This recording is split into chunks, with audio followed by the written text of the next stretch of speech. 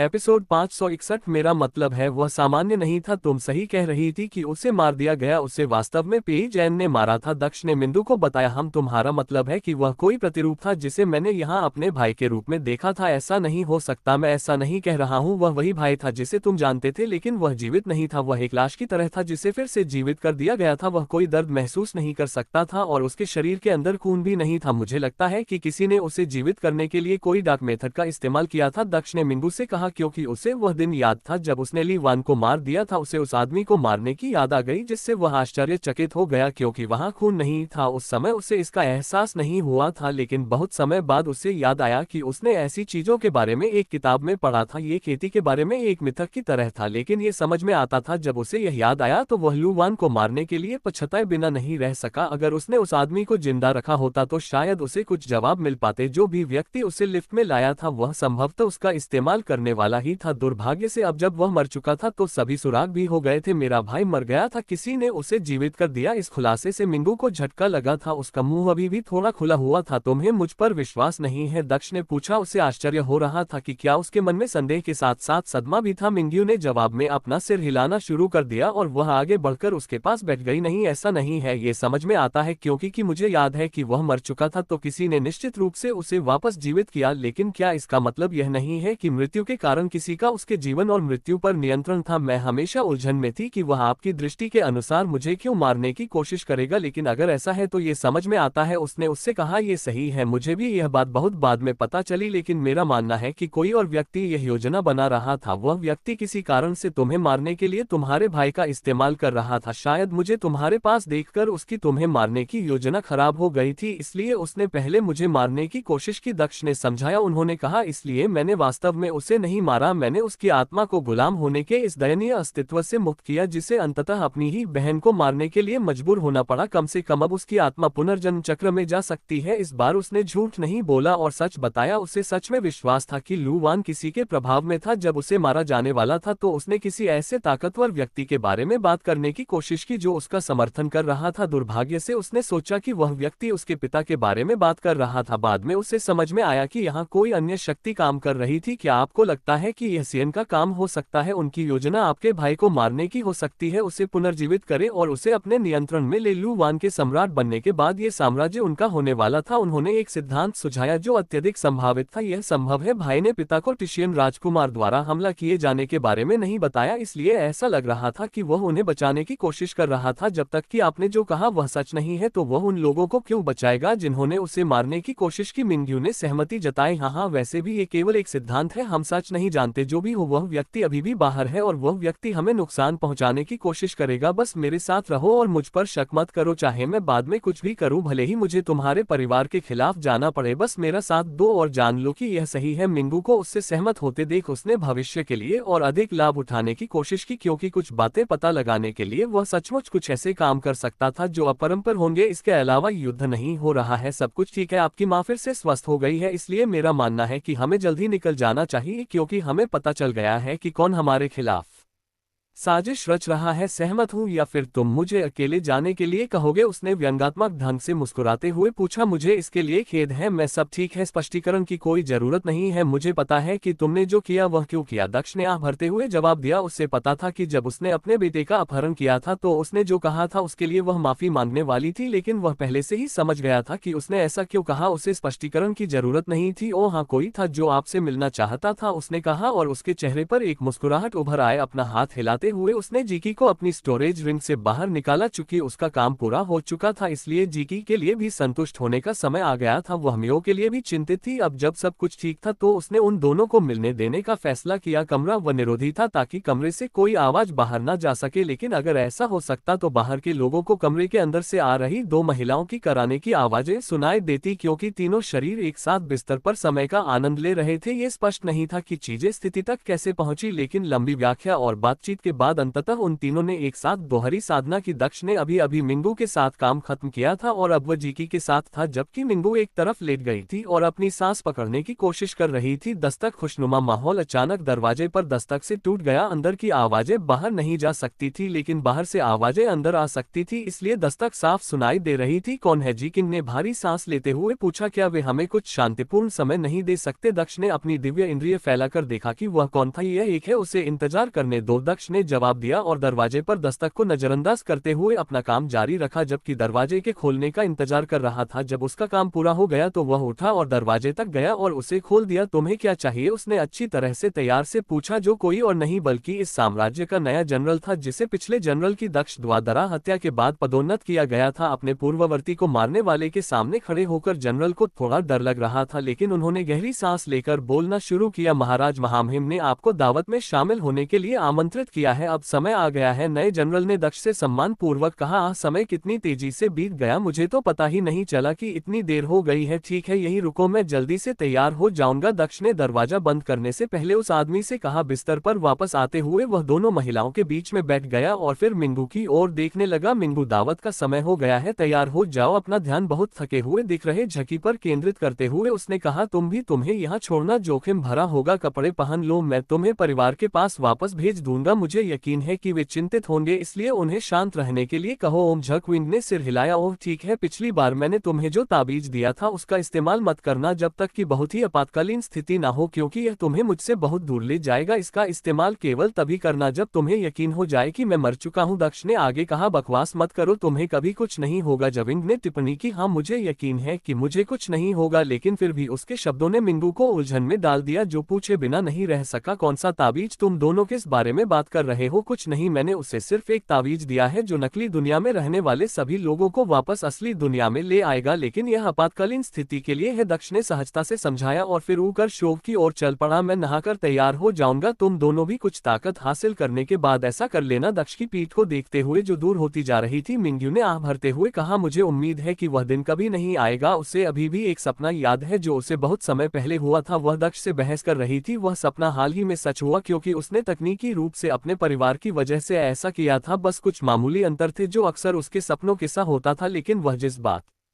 को लेकर चिंतित थी वह थी दूसरा दृश्य। अपने दूसरे दृश्य में उसने देखा था कि दक्ष खुद को उस निराशा में खो रहा था, जिसे केवल निराशा ही कहा जा सकता है, क्योंकि उसने पूरे शहर को नष्ट कर दिया था। वह केवल यही प्रार्थना कर सकती थी कि यह सपना कभी सना। वैसे भी सबसे बड़ा ही बीचा था, उसके भाई हुई घटना खत्म हो चुकी थी, अब हर कोई उसके साथ खुश था, इसलिए उसके पास फिर से उस स्थिति से गुजरने का कोई कारण नहीं था। इसलिए मिंगू को यकीन था कि यह सच नहीं होने वाला था, लेकिन उसके दिल में कुछ ऐसा था जो उसे अभी भी थोड़ा चिंतित कर रहा था। एक आदमी चमकते चांद के नीचे बैठा चांद को निहार रहा था। तेज ठंडी हवाएं उसकी त्वचा को छू रही थी, जिससे वातावरण स्वर्ग जैसा लग रहा था, लेकिन उस आदमी की आंखें ते दिख रही थी जैसे वह किसी गहरे विचार में खोया हुआ हो। उसके हाथ में वरदान था, जबकि उसके चेहरे पर आधा मुखौटा था जिससे उसका असली रूप छिप गया, लेकिन उसके चेहरे का जो भी हिस्सा दिख रहा था उससे ऐसा लग रहा था कि उसके चेहरे की बनावट बहुत खूबसूरत है। हाँ, मैंने सोचा था कि यह काम करेगा, लेकिन अभी भी अंधेरे ने उसे पूरी तरह से निगल नहीं लिया है। मैं हस्तक्षेप नहीं कर सकता, काश मेरे पास कोई होता जो कुछ कर सकता। अगर मैं हस्तक्षेप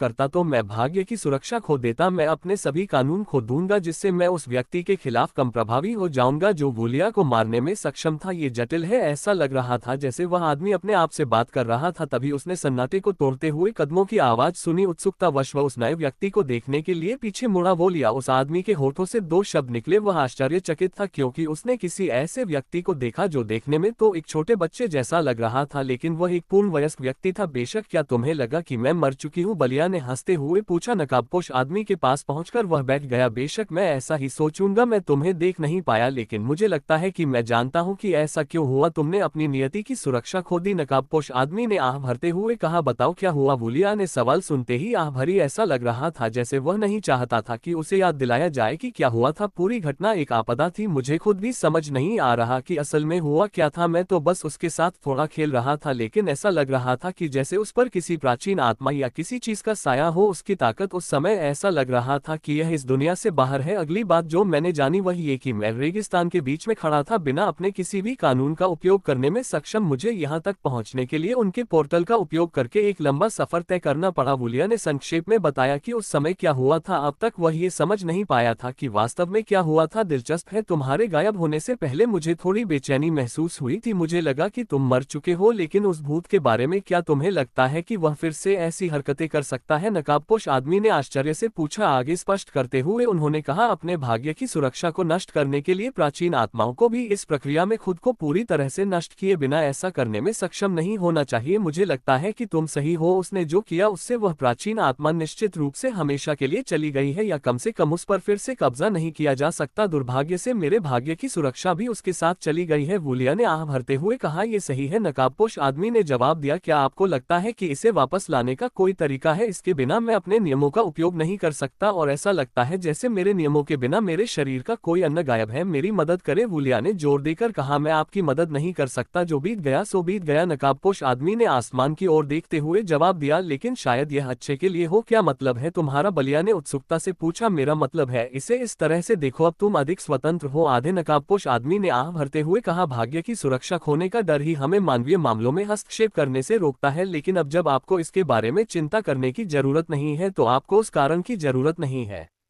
यही तो हमें चाहिए था। तुम जाकर बदला ले सकते हो, और अगर तुम उसे अंधकार द्वारा निगल जाने पर मजबूर कर सको तो यह और भी बेहतर होगा। देखो ये बेहतर है, आधे नकाबपोश आदमी ने कहा। उसके होठों पर एक मुस्कान की झलक देखी जा सकती थी। तुम्हें पता है कि हमें उसे क्यों बाहर निकालना है ना? यह इसलिए है, और अब जब तुम आजाद हो तो यह आसान है। इसके अलावा तुम उससे बदला भी ले सकते हो जिसने तुम्हें तकलीफ पहुंचाए। तुम क्या सोचते हो? उसने आगे कहा। यह स्पष्ट था कि वह वुलिया से वह करवाना चाहता था जो उसे करना था, और वह था दक्ष को मारना। मैंने ऐसा नहीं सोचा था, लेकिन आप सही कह रहे हैं, इसके अपने फायदे भी हैं। वुलिया उस आदमी से सहमत दिखा रहा था। बिल्कुल, अगर तुम ऐसा करोगे तो सारी समस्याएं हल हो जाएंगी और वह बाहर आ सकेगी, नकाबपोश आदमी ने कहा। आखिरकार समय नजदीक आ रहा है। ये सही है, जैसे ही हम उस आदमी को बाहर निकाल लेंगे ये समस्या हल हो जाएगी, लिया ने कहा। लेकिन मुझे अभी भी उस भविष्यवाणी पर संदेह है। ये सब असंभव लगता है। एक भविष्यवाणी जो एक सहस्राब्दी पहले की गई थी एक ऐसे आदमी के प्रकट होने के बारे में जो भाग्य के नियंत्रण से बाहर होगा, वह आदमी जो उसका वध करेगा। उस एक भविष्यवाणी के कारण वह जिसने अमर दुनिया और हजारों नश्वर दुनिया पर शासन किया, सो गई वह जो हमें भविष्यवाणी में बताए गए आदमी की देखभाल करने के लिए यहाँ लाई थी, क्योंकि वह एक रहस्यमय जगह पर गहरी नींद में चली गई थी। उस आदमी के बारे में एकमात्र संकेत आपके हाथ में मौजूद किताब में है। ये कैसे हो सकता है कि यह आदमी उसे मार भी सकता है? क्या हम किसी बात को जरूरत से ज्यादा गंभीरता से ले रहे हैं? वुलिया ने आह भरते हुए पूछा। सवाल पूछना हमारा काम नहीं है, यही हमारा पूरा उद्देश्य रहा है। इसी का हम हजारों सालों से इंतजार कर रहे थे। हमारे लक्ष्य और हमारे बीच सिर्फ वही आदमी खड़ा है। मुझे परवाह नहीं कि भविष्यवाणी सच है या नहीं, मुझे सिर्फ आजादी की परवाह है, नकाबपोश आदमी ने आह भरते हुए कहा। अपने शांत लेकिन उदास स्वर में उन्होंने आगे कहा। दक्ष के मारे जाने के बाद वह लड़की जाग जाएगी और हमारे पास आएगी। वह हमें मुक्त करेगी और हमें वापस धरती पर भेज देगी जहां से वह हमें यहाँ लेकर आई थी। आखिरकार मैं अपनी बेटी और अपनी पत्नी को फिर से देख पाऊंगा। मुझे परवाह नहीं है कि क्या हमें ये करना है। हाँ, भले ही उस दुनिया में ये साधना की चीज और अविश्वसनीय ताकत नहीं थी, लेकिन हमारे परिवार थे। उस चुड़ैल ने हजारों साल पहले हमारी आत्मा को यहाँ स्थानांतरित कर दिया था, तब से हम यहाँ फंसे हुए हैं। सौभाग्य से उसने वादा किया कि वह हमें उसी समय वापस भेज देगी जहाँ से हम आए थे। भुलिया ने कहा। ये सही है, मैं अपनी बेटी को जब खेती और बाकी सब कुछ बताऊंगा तो उसके चेहरे पर जो आश्चर्य होगा उसे देखकर मैं खुद को रोक नहीं पा रहा हूँ, नकाबपोश आदमी ने बड़बड़ा हुए कहा। हजारों सालों से हम बिना किसी उद्देश्य के जी रहे हैं, भविष्यवाणी के इस आदमी के आने का इंतजार कर रहे हैं। आखिरकार हम इतने करीब आ गए हैं, कृपया इसे खराब न करें, आगे बढ़े और उसे मार डाले, या कम से कम उसे अंधकार में निगल जाने दे ताकि मैं कमजोर हुए बिना शामिल हो सकूं। उन्होंने आगे कहा। ठीक है, मैं ये करूंगा। वुलिया ने अपनी मुट्ठी भींच हुए सहमति जताई। उसके सिर में दृढ़ संकल्प भर गया। लेकिन हमें उसके टेलीपेशन के बारे में कुछ करना होगा। चलो उसे एक फंसा हुआ जानवर बना दे जो वध के लिए तैयार हो, उन्होंने आगे कहा। और इस तरह एक योजना बनाई गई, एक सीधे हमले की योजना, एक ऐसा सीधा हमला जिसके इस ब्रह्मांड के इतिहास पर दूरगामी परिणाम होने की संभावना थी। दक्ष आखिरकार जाने के लिए तैयार हो गया। उसे इस बात का बिल्कुल भी अंदाज नहीं था कि उसकी पीठ पीछे क्या योजनाएं चल रही थी। उसे एहसास हुआ कि जो भी उसका दुश्मन था उसने षड्यंत्र रचने की योजना बनाई थी। वे हमेशा अप्रत्यक्ष तरीकों का इस्तेमाल करते थे। सबसे पहले उन्होंने उस पत्र का इस्तेमाल किया जिसमें शीर्ष संप्रदायों को उसके अपराधों के बारे में बताया गया था और साथ ही उसके परिवार को भी खतरे में डाला गया था। इसके बाद उन्होंने शूलिया का इस्तेमाल किया और अंत में उन्होंने प्रिंस वू का इस्तेमाल किया। उसे लग रहा था कि इस सबके पीछे एक ही दुश्मन है। वह नहीं जानता था कि वह व्यक्ति कौन है, लेकिन उसे यकीन था कि वह व्यक्ति उससे सीधे सामना नहीं करना चाहता था बल्कि षड्यंत्र रच रहा था। हालांकि वह गलत समझ रहा था। दुश्मन अंततः योजनाओं से ऊपर उठकर खुद कार्रवाई करने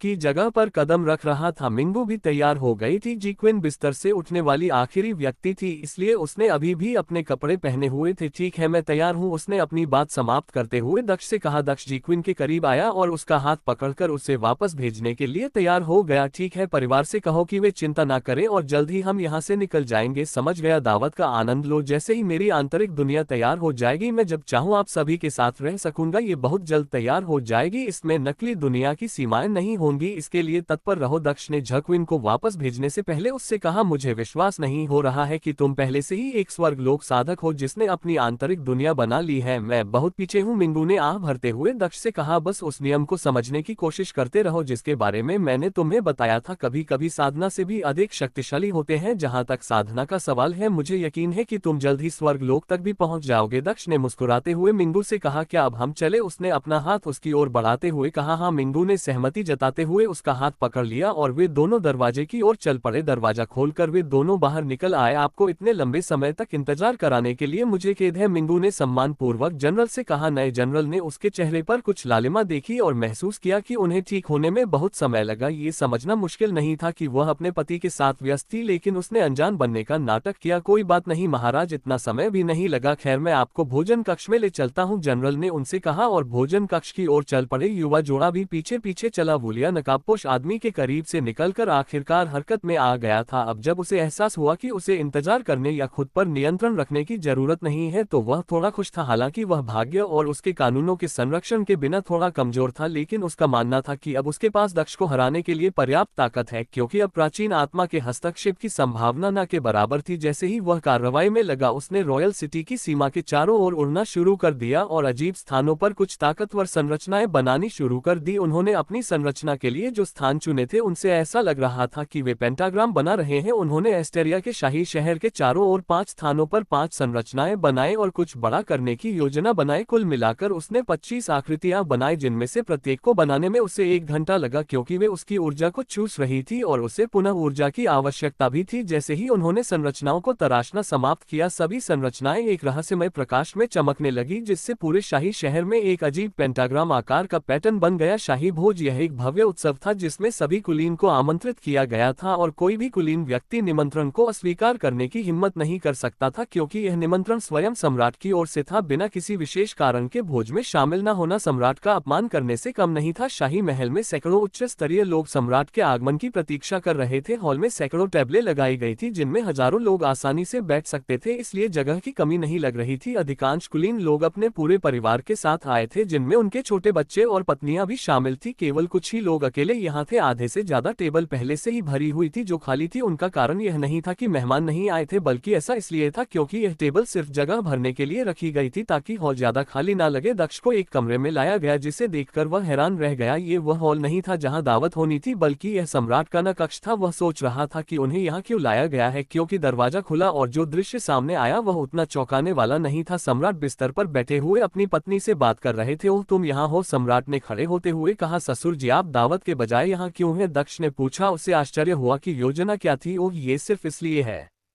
ताकि हम वहां एक साथ जा सके। चूंकि कि हम एक परिवार हैं, इसलिए हमें अलग अलग जाने की जरूरत नहीं है, और जो भी नाटक हुआ उसके बाद ये दिखाने के लिए काम करेगा कि हम सभी के बीच चीजें वास्तव में सुलझ गई है, जिससे हमारे दुश्मनों को सोचने के लिए कुछ मिल जाएगा जो इस संघर्ष का उपयोग करने के बारे में सोच रहे होंगे। सम्राट लू ने मुस्कुराते हुए कहा। उसके पास दक्ष को नुकसान पहुंचाने की कोई योजना नहीं थी। वह बस उसे 1 महीने के लिए टालना चाहता था और इतना ही काफी था। सिर्फ उस महीने के लिए उसे दक्ष का ख्याल ऐसे रखना था जैसे वह उसका बेटा हो और उसे इतना परेशान परेशान ना करना पड़े कि वह चला जाए। अब चले। सम्राट सबसे आगे चलकर कमरे से बाहर निकले, जबकि रानी और अन्य लोग उनके पीछे पीछे उनके साथ चल रहे थे। आखिर वह क्या करने की कोशिश कर रहा है, उसके बारे में कुछ तो संदिग्ध है, लेकिन मुझे उसकी हत्या की मंशा नहीं लग रही। कुछ कमी है जो मैं समझ नहीं पा रहा। दक्ष ने सम्राट लू की पीठ पर नजर डालते हुए सोचा जो उसके आगे चल रहा था। जून, तुम क्या सोचते हो, उसने पूछा। जून दक्ष के पास आए और उसने सहमति में सिर हिलाया। मुझे भी यही लगता है, उसके द्वारा तुम्हें मारने की कोशिश करने की संभावना बहुत कम लगती है, क्योंकि मुझे भी नहीं लगता कि वह तुम्हें नुकसान पहुंचाने की कोई मंशा रखता है। शायद उसकी योजना दीर्घकालिक है, या शायद वह किसी कारण से तुम्हें विलंबित करना चाहता है। जून ने सुझाव दिया, ये सही है, हम सिर्फ इतना जानते हैं कि मुझे यहाँ रोकने की उसकी इच्छा थोड़ी ज्यादा संदिग्ध है। अगर उसकी पूरी योजना दीर्घकालिक है जिसमें महीनों या सालों का समय लगेगा, तो इसमें कोई आश्चर्य की बात नहीं है कि हमें हत्या की मंशा महसूस नहीं होती। हम उसकी योजना के जितना करीब पहुंचेंगे, हमें ये भावना उतनी ही ज्यादा महसूस होगी। दक्ष ने माना, क्या तुम सच में ये जोखिम उठाना चाहते हो? यह लंबे समय तक रहना बहुत बुरा हो सकता है। अगर यह एक आसान योजना होती तो इसे देखना आसान होता, लेकिन अगर यह एक विस्तृत योजना है जो महीनों तक फैली हुई है, तो मुझे यकीन है कि वह ये सुनिश्चित करने के लिए सभी आकस्मिकताओं को पूरा करेगा कि चाहे तुम कितनी भी सावधानी बरतो भी तुम बच ना सको। जुन ने दक्ष से कहा, अभी भी उसे याद दिलाने की कोशिश कर रहा था। मुझे लगता है तुम सही हो, यहाँ रहना बहुत जोखिम भरा लग रहा है। कल मैं मिंगू के साथ निकल जाऊंगा, देखते हैं वह कैसी प्रतिक्रिया करता है। दक्ष ने जुन की बात पर सहमति जताते हुए कहा, उसने तय कर लिया था आज रात यहाँ उसकी आखिरी रात होने वाली थी। वैसे भी उसके पास जाने के लिए बेहतर जगह थी। उसे अभी भी ये देखना था कि संत राजा की कब्र में क्या है। आखिरकार उसके पास दोनों चाबियां थी। जुन, मैं सेंट किंग टूम को लेकर बहुत उत्साहित हूँ। क्या तुम्हें पता है कि वहाँ क्या हो सकता है? दक्ष ने जुन से पूछा, मुझे कैसे पता चलेगा कि उस आदमी ने वहाँ क्या रखा है? शायद वह कोई खजाना होगा, लेकिन वह बहुत उबा होगा। आपके पास पहले से ही सभी खजाने हैं जिनकी आपको जरूरत हो सकती है, इसलिए मुझे उम्मीद है कि वहाँ कुछ खास होगा। जुन ने जवाब दिया, शायद कोई खेती का संसाधन, या इससे भी बेहतर कुछ। हमें देखना होगा कि वह क्या है, लेकिन मुझे पूरी उम्मीद है कि उसके पास यहाँ कुछ खास होगा। वह एक ऐसा व्यक्ति था जिसने पूरी दुनिया को बदल दिया। जब सारी मुश्किलें उसके खिलाफ थी, उसके पास जो कुछ भी था उसका कुछ मूल्य अवश्य होगा। दक्ष ने मुस्कुरा हुए उत्तर दिया। अपने धर्म परिवर्तन के दौरान दक्ष को पता ही नहीं चला कि वह कब उस हॉल में पहुंच गया जहां समारोह होने वाला था। उसका ध्यान केवल जो अभिवादन कुर्सियों के खिसकने आवा आकर्षित हुआ। जब लोग सम्राट का अभिवादन करने के लिए खड़े हुए थे, अपने आसपास के माहौल पर ध्यान देते हुए दक्ष ने एक हॉल देखा जिसमें सैकड़ों लोग थे। वे सभी शानदार कपड़े पहने हुए थे, जिससे ऐसा लग रहा था कि वे अमीर परिवारों से आए हैं। वह कई युवाओं को भी देख सकता था, जिनमें से अधिकांश उसकी उम्र के आसपास के थे, विशेषकर कई सुंदर महिलाएं जो अपने माता पिता के साथ आई थी। अधिकांश कुलीन लोग अपनी युवा पीढ़ी को साथ लेकर आए थे। उन्हें उम्मीद थी कि वे दक्ष और राजकुमारी को जान सकेंगे, क्योंकि युवा लोगों को जल्दी ही समायोजित कर लिया जाता है। सम्राट उस मेज के पास गया जो सभी मेजों से आगे रखी गई थी। मेज और उसके चारों ओर की कुर्सियां थोड़ी ऊंची जगह पर थी, जो ये दर्शाती थी कि सम्राट और शाही परिवार का स्थान ऊंचा है। उसी मेज के चारों ओर एक और मेज थी जो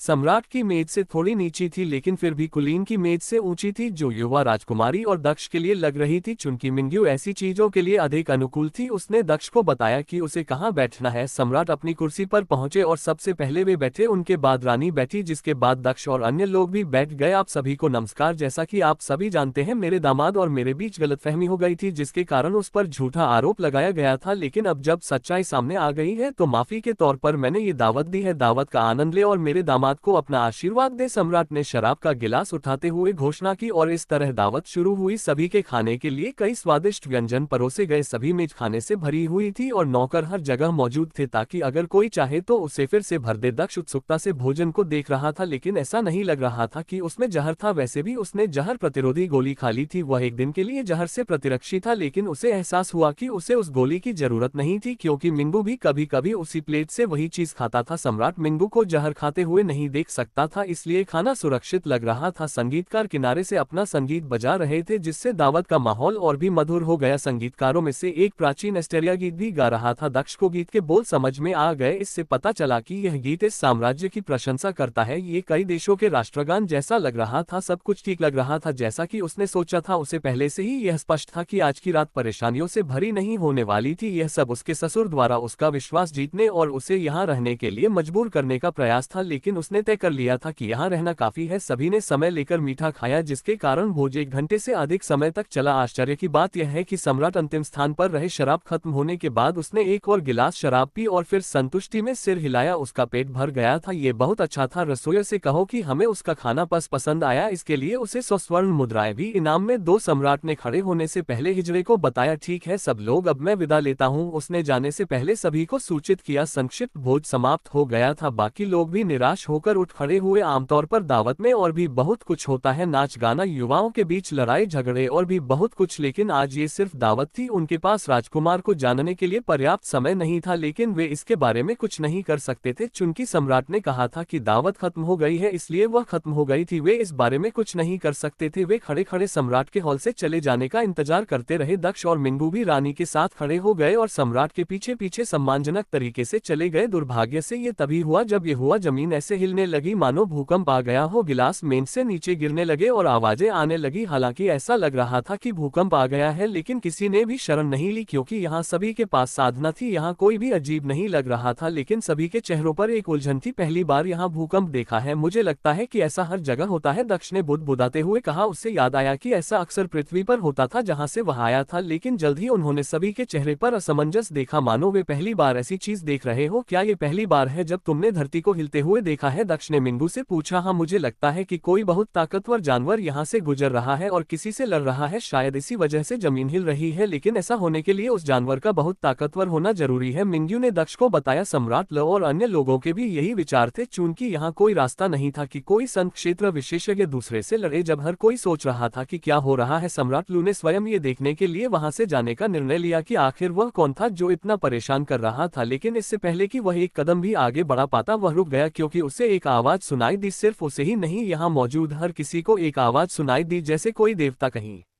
जोर से बोल रहा हो। यह आवाज पूरे शाही शहर में सुनी जा सकती थी। दक्ष, मैं तुम्हारे लिए यहाँ हूँ, बाहर आओ, इससे पहले कि मुझे खुद अंदर आने के लिए मजबूर किया जाए, बाहर आओ, आवाज ने कहा। यह स्पष्ट था कि जो भी था वह दक्ष के लिए यहाँ आया था। वह इस आदमी का कोई दुश्मन लग रहा था। दक्ष की ओर देखते हुए सम्राट ने आश्चर्य से पूछा, क्या तुम उस आवाज को पहचानते हो? मुझे पूरी तरह याद नहीं है, दक्ष ने जवाब दिया। मुझे लगता है कि किसी दुश्मन ने मुझसे लड़ने के लिए यहाँ आने का फैसला किया है। मुझे आश्चर्य है कि क्या ये वही है जो अब तक छाया में छिपा हुआ था? दक्ष ने मिंगू की ओर देखते हुए कहा। सम्राट ने उसके शब्दों का अर्थ यह निकाला कि जो व्यक्ति उसे बुला रहा था वह कोई अजनबी था। क्या ये हो सकता है कि अमर दुनिया के लोग आखिरकार यहाँ आ गए हैं? वे बहुत तेज है, मुझे संदेश भेजे हुए ज्यादा समय नहीं हुआ था, लेकिन ये भी संभव है यह आवाज, इसमें इतनी शक्ति है कि मैं भी डर गया हूँ। केवल अमर दुनिया का कोई व्यक्ति ही इतनी शक्ति रख सकता है। ये जानते हुए कि यह दक्ष का दुश्मन नहीं था, सम्राट ने मान लिया कि यह अमर दुनिया का दूत था, जो स्वर्गीय दानव कबीले के वंशज दक्ष को मारने के लिए यहाँ आया था। दक्ष की जो जानकारी उसने वहां भेजी थी उसमें उसका नाम लिखा था, इसलिए ये चौंकाने वाली बात नहीं थी कि यह व्यक्ति उसे उसके नाम से बुला रहा था। लेकिन क्या ये जोखिम भरा नहीं है? अब जब उसे खुलेआम चुनौती दी गई है तो वह गायब हो जाएगा या टेलीप हो जाएगा? बेहतर होता अगर दूत पहले उससे मिल लेता, ताकि वे इसके लिए योजना बना पाते। तुम जाकर देखो कि वह कौन है, उससे उलझे रहो, मैं अपने विशेष खजाने से अपना खजाना लेकर आऊंगा जो तुम्हें लड़ने में मदद कर सकता है अगर वह व्यक्ति दुश्मन है। सम्राट लू ने दक्ष से कहा कि वह उसे भागने के बजाय उस प्राणी से मिलने का मार्गदर्शन करे। उसने अपने खजानों के बारे में भी बात की, इसलिए दक्ष वहां काफी देर तक रोका। इस बीच वह स्क्रॉल लेकर बाहर आ सकता था जो दक्ष के टेलीप को रोक सकता था। उसके बाद उसके पास कोई विकल्प नहीं होगा। जहां तक मिंगू की बात है, सम्राट को पूरा विश्वास था कि वह उसे समझा देगा और दक्ष के चले जाने के बाद उसे माफ कर देगा। दक्ष ने सम्राट को और भी अधिक संदेह भरी नजरों से देखा। कुछ गड़बड़ लग रही थी, उसे यहाँ रुकने का मन नहीं था, चाहे वह ये देखना चाहे कि दुश्मन कौन है। इसलिए उसने एक योजना बनाई। वह बाहर जाने वाला था, लेकिन वह लड़ने नहीं जा रहा था। इसके बजाय वह अपने भ्रम का उपयोग करते हुए किनारे से देखेगा कि इन दोनों ने क्या योजना बनाई है, लेकिन इसके लिए उसे यह सुनिश्चित करना था कि मिंगू रास्ते से हट जाए। वह इसमें शामिल नहीं हो सकती थी, यहाँ वह खतरे में थी। अगर उसे वहां से जाने की जरूरत पड़ी तो वह टेलीप करके दूर जा सकता था, लेकिन उसे मिंगू को यहीं छोड़ना होगा। इसलिए उसने उसे फिर से अपनी नकली दुनिया में भेजने का फैसला किया। यदि उसे जाना पड़े तो तैयारी करते हुए वह पीछे मुड़ा और मिंगू की ओर देखने लगा। मुझे खेद है, लेकिन मुझे आपको सुरक्षित रखने और सब कुछ सुचारू रूप से चलने के लिए फिलहाल आपको नकली दुनिया में भेजना होगा, ठीक है? उसने ने पूछा। उसके सवाल पर मिंदू ने हल्के से सिर हिलाया। चूंकि उसने कहा कि यह जरूरी था तो ये होना ही चाहिए किसी भी मामले में। इसका मतलब ये था कि अगर दुश्मन मजबूत होता तो उसे भागने के लिए वहां से निकल जाना पड़ता। अगर यह योजना नहीं होती तो वह उसे उसके पिता के पास सुरक्षित रहने देने के बजाय नकली दुनिया में नहीं भेजता। इसलिए उसे एहसास हुआ कि वह क्या करने की कोशिश कर रहा था। किसी भी मामले में उसने पहले ही तय कर लिया था कि अगर वह जाना चाहता है तो वह तैयार है। युद्ध खत्म हो चुका था और उसके माता पिता सुरक्षित थे। उसे अब उनके बारे में चिंता करने की जरूरत नहीं थी। रुको, तुम क्या कह रहे हो? तुम मेरी बेटी को कहाँ भेज रहे हो? सम्राट ने उसकी बातें सुनकर पूछा। वह जानता था कि आज ही दक्ष की मृत्यु हुई थी और उसे अपनी बेटी को जितना हो सके उतना दूर रखना था। सम्राट पर ज्यादा ध्यान दिए बिना दक्ष ने अपना हाथ बढ़ाकर मिंदू के चेहरे को छुआ। इससे पहले कि कोई कुछ समझ पाता वह गायब हो गई। अपनी बात समाप्त करने के बाद दक्ष ने अपने ससुर की ओर देखा और कहा, मैंने उसे किसी सुरक्षित स्थान पर भेज दिया है। क्या क्या बकवास कर रहे हो? तो तुमने उसे कहाँ भेजा था? उसे वापस लाओ, वह यहाँ सुरक्षित है। सम्राट ने उत्तेजित होकर कहा, वह मेरे साथ सुरक्षित है। जहाँ तक मैंने उसे भेजा है वह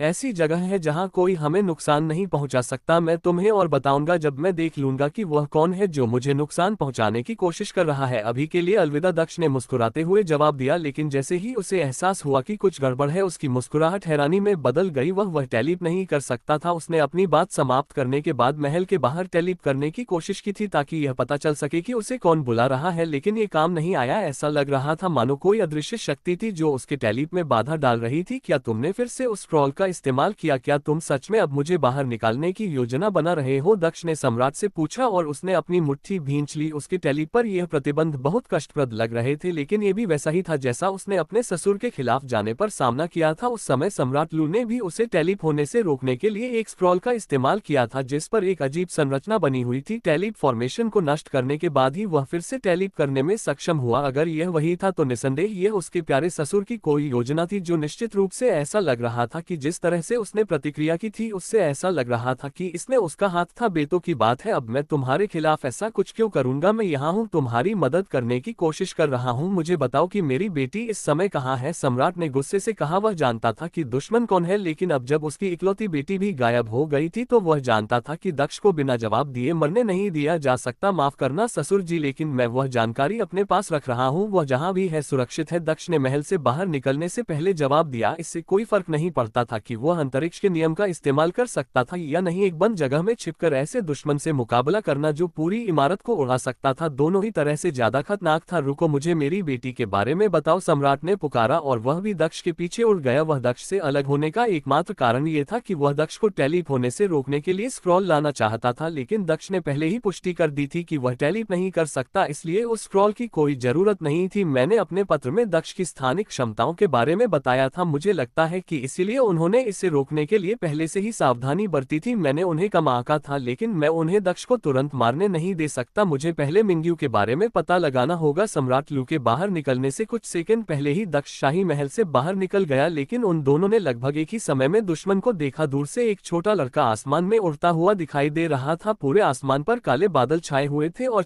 चारों तरफ कुछ रहस्यमय रेखाएं बनती हुई दिखाई दे रही थी जो एक जाल की तरह लग रही थी। उस लड़के को देखकर सम्राट लू ने अपना सिर हिलाया। ये पक्का है वह अमर दुनिया से आया हुआ दूध है। मुझे लगता है कि वह मुझसे भी ज्यादा ताकतवर है। वह सिर्फ अमर दुनिया से ही हो सकता है। अच्छा नहीं, मैं उसकी आंखों में हत्या का इरादा देख सकता हूँ। वह निश्चित रूप से दक्ष को पकड़ने नहीं बल्कि उसे मारने आया है। सम्राट ने लड़के को देखते ही गहरी सोच में डूब गया। वह बहुत ताकतवर है, लेकिन वह एक छोटे बच्चे की तरह क्यों दिखता है? कुछ साधना कौशल? उसने उत्सुकता से सोचा। रुको, मैं नहीं देख सकता क्योंकि वह दक्ष को मारने के लिए यहाँ आया है, इसलिए वह एक ही हमले में मार देगा। मुझे उसे यह बताना होगा कि वह हत्या ना करे। सम्राट ने भी इस पर अपनी बात कहने का फैसला किया। अगर मिंग्यू ना होता तो वह कुछ भी नहीं करता, वह बस पीछे खड़ा रहता और एक स्वर्गीय दानव कबीले के सदस्य को मरते हुए देखता, लेकिन वह अब ऐसा नहीं कर सकता था। जहां सम्राट के कुछ विचार थे वहीं दक्ष के भी अपने कुछ विचार थे। उसने लड़के को पहचान लिया। ये वही लड़का था जिसे उसने शूल याक के साथ देखा था। उसे पूरा यकीन था कि उसी ने शूल याक को उसके परिवार के मरने की सच्चाई बताकर उसके खिलाफ जाने पर मजबूर किया था। अब आखिरकार चीजें ठीक होने लगी थी। तो यह वह आदमी था जो इतने लंबे समय से उसके पीछे पड़ा था। यह वह आदमी था जो उसकी सारी समस्याओं के लिए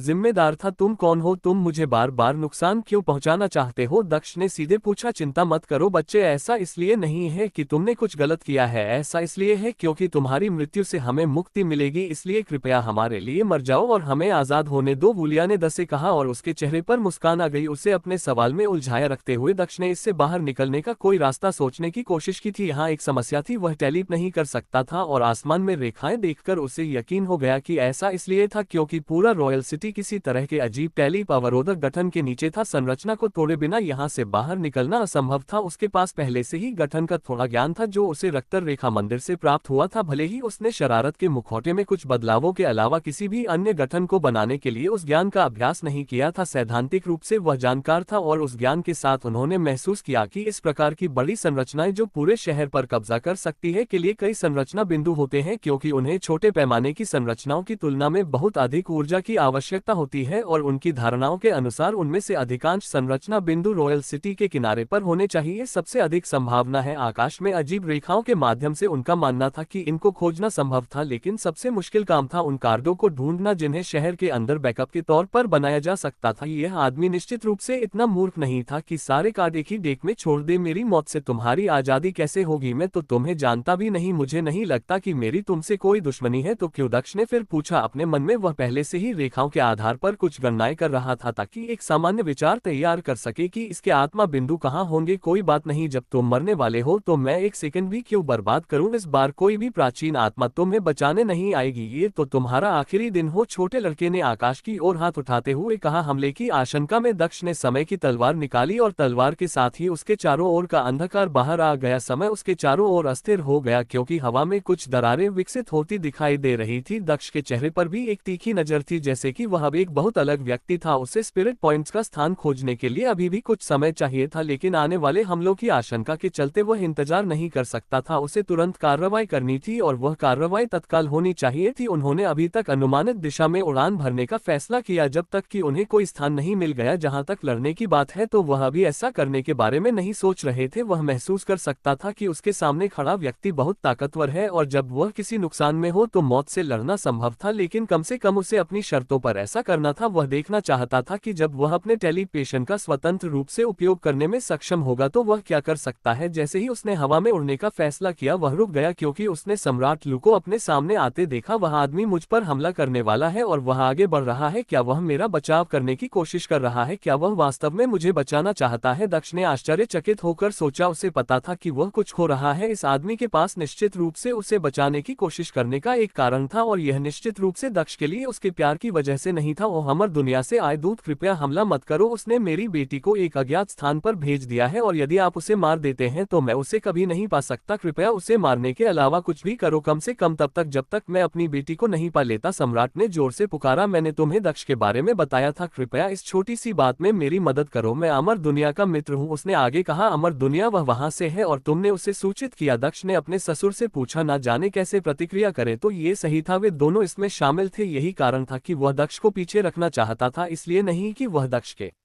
खिलाफ कोई योजना बनाना चाहता था, बल्कि इसलिए कि वह चाहता था कि कोई और यह काम करे। सब कुछ समझते हुए दक्ष निराश भी नहीं हुआ। यह उसकी उम्मीदों से परे कुछ नहीं था। उसने अपने ससुर को कभी भी उच्च सम्मान नहीं दिया क्योंकि वह संदिग्ध था। भले ही यह एक निम्न स्तर था, लेकिन यह चौंकाने वाला नहीं था। अमर विश्व दूत, अमर विश्व तुम्हें क्यों मरना चाहेगा? दक्ष के दिमाग में झुन की आवाज गूंजी। खुद वह भी इस रहस्य उद्घाटन से हैरान थी। कौन जानता है, शायद यह मेरे वंश के कारण है या शायद ये संत राजा के कारण है। वह अमर दुनिया में चला गया। शायद उसके कुछ दुश्मन थे क्योंकि मैं संत राजा का उत्तराधिकारी भी हूँ, इसलिए संभव है कि वे मुझे मरवाना चाहते हो। जो भी हो, मैं खुद को मरने नहीं दे सकता। दक्ष ने लिया को देखते हुए जवाब दिया। बिना कुछ कहे वह हवा में ऊपर उठने लगा। चूंकि तुम अमर दुनिया से हो तो ठीक है, तुम मुझे मरवाना चाहते हो, ठीक है, आओ और मुझे मार डालो। दक्ष ने दुश्मन को घूरते हुए कहा। उसकी योजना गठन को तोड़ने के लिए गठन बिंदुओं को खोजने पर केंद्रित थी और उसे पता चल गया था कि वे कहाँ थे। हालांकि समस्या अलग थी। उसके अनुमान के अनुसार उसके पास इतनी गति नहीं थी कि वह इस लड़के से पहले वहां पहुंच सके। उसके पास टेलीप की सुविधा नहीं थी। एकमात्र संभव बात जो वह कर सकता था वह थी एक छोटी सी चाल का प्रयोग करना, जो उसने निश्चित रूप से किया। वह गुप्त रूप से रान को बाहर ले आया था, जिसके साथ वह मानसिक रूप से जुड़ा हुआ था। ओरियन एक शैतान शिकारी जानवर था जिसे छाया के बच्चों के रूप में जाना जाता था। वह आसानी से छाया में छिपने में सक्षम था। अब तक ओरियन उसकी की छाया में छिपा हुआ था, लेकिन इससे पहले कि वह हवा में ऊपर उठना शुरू करे उसने ओरियन को दूर भेज दिया। अपने मानसिक संपर्क के जरिए वह ओरियन को जाने के लिए दिशा निर्देश और नष्ट करने वाली चीजों के बारे में बता रहा था। लेकिन ऐसा होने के लिए ओरियन को समय की जरूरत थी, क्योंकि इसका मतलब था कि शहर के एक छोर से दूसरे छोर तक कई बार यात्रा करना। यही वह समय था जब दक्ष को जीवित रहने की जरूरत थी, और अगर सब कुछ योजना के अनुसार हुआ तो वह अपने लिए अंतरिक्ष के नियम का उपयोग करने में सक्षम होने वाला था, जो उसके लिए एक बड़ी उपलब्धि होगी। यह अंतरिक्ष का सर्वोच्च नियम था जो किसी भी युद्ध के संतुलन को उसके पक्ष में मोड़ने की क्षमता रखता था। इतना ही नहीं, यह उसे किसी भी मुश्किल में फंसने पर बच निकलने का रास्ता भी प्रदान करता था। नहीं दूत, इस बेवकूफ बच्चे की बात मत सुनो, उसे मत मारो, उसे पकड़ो और मेरी बेटी को पाने में मेरी मदद करने के बाद तुम उसे मार सकते हो। सम्राट ने फिर से कहा। उसे चिंता थी कि उसकी बेटी खतरे में होगी। उसने अपना ध्यान वापस दक्ष पर केंद्रित किया और बोलना जारी रखा, दक्ष चाहे कुछ भी हो जाए अंतिम परिणाम तुम्हारी मौत ही होगी, इसलिए मेरी बेटी मुझे लौटा दो। क्या तुम नहीं चाहते कि वह खुश रहे? तुम्हारे जाने के बाद वह अपने परिवार के साथ खुश रहेगी। मुझे बताओ वह कहाँ है? तुम कौन होते हो मुझे ये बताने वाले कि मुझे क्या करना चाहिए? एक ही बयान, सटीक शब्द। दक्ष और वूलिया दोनों ने एक ही समय में सम्राट लू से कहे थे। उन दोनों में थोड़ा अहंकार था और वे पूछ रहे थे कि सम्राट उन्हें आदेश क्यों दे रहे हैं। ये सम्राट ल को एक साथ मिले जवाब आश्चर्यजनक लगे, लेकिन ऐसा नहीं था कि वह इस बात से हैरान था कि दक्ष इस तरह से प्रतिक्रिया देगा। दक्ष हमेशा उसके सामने थोड़ा ज्यादा ही रहता था। उन्हें सबसे अधिक आश्चर्य उस तथाकथित दूत की प्रतिक्रिया से हुआ जो उनसे ऐसे बात कर रहा था मानो वह किसी कुत्ते से बात कर रहा हो। आह डट, मैंने तुम्हें यहाँ बुलाया है, मैंने तुम्हें जानकारी दी है, मैं इस दुनिया में तुम्हारा सबसे बड़ा सहयोगी हूँ। सम्राट लू ने वूलिया से कहा, जैसे कि उस आदमी को अमर दुनिया के लिए उसके महत्व और उनके लिए उसने कितना कुछ किया है कि याद दिला रहे हो। आह, यह इस आदमी और मेरे बीच की बात है, तुम मुझे अपना समय क्यों बर्बाद करने दे रहे हो? मेरे रास्ते से हट जाओ। वूलिया ने सम्राट लू की दिशा में धीरे से अपना हाथ हिलाते हुए कहा, मानो किसी अदृश्य शक्ति द्वारा नियंत्रित होकर सम्राट लू एक खिलौने की तरह वापस उड़े और दीवार से टकराकर उसे तोड़ दिया। अब जब कष्टप्रद बाधा दूर हो गई है तो वापस तुम्हारे पास आ जाओ। वूलिया ने सम्राट लू को उसके रास्ते से हटाने के बाद मुस्कुराते हुए कहा, मुझे उम्मीद है कि मैंने तुम्हें इंतजार नहीं करवाया होगा। उसे यह एहसास नहीं था कि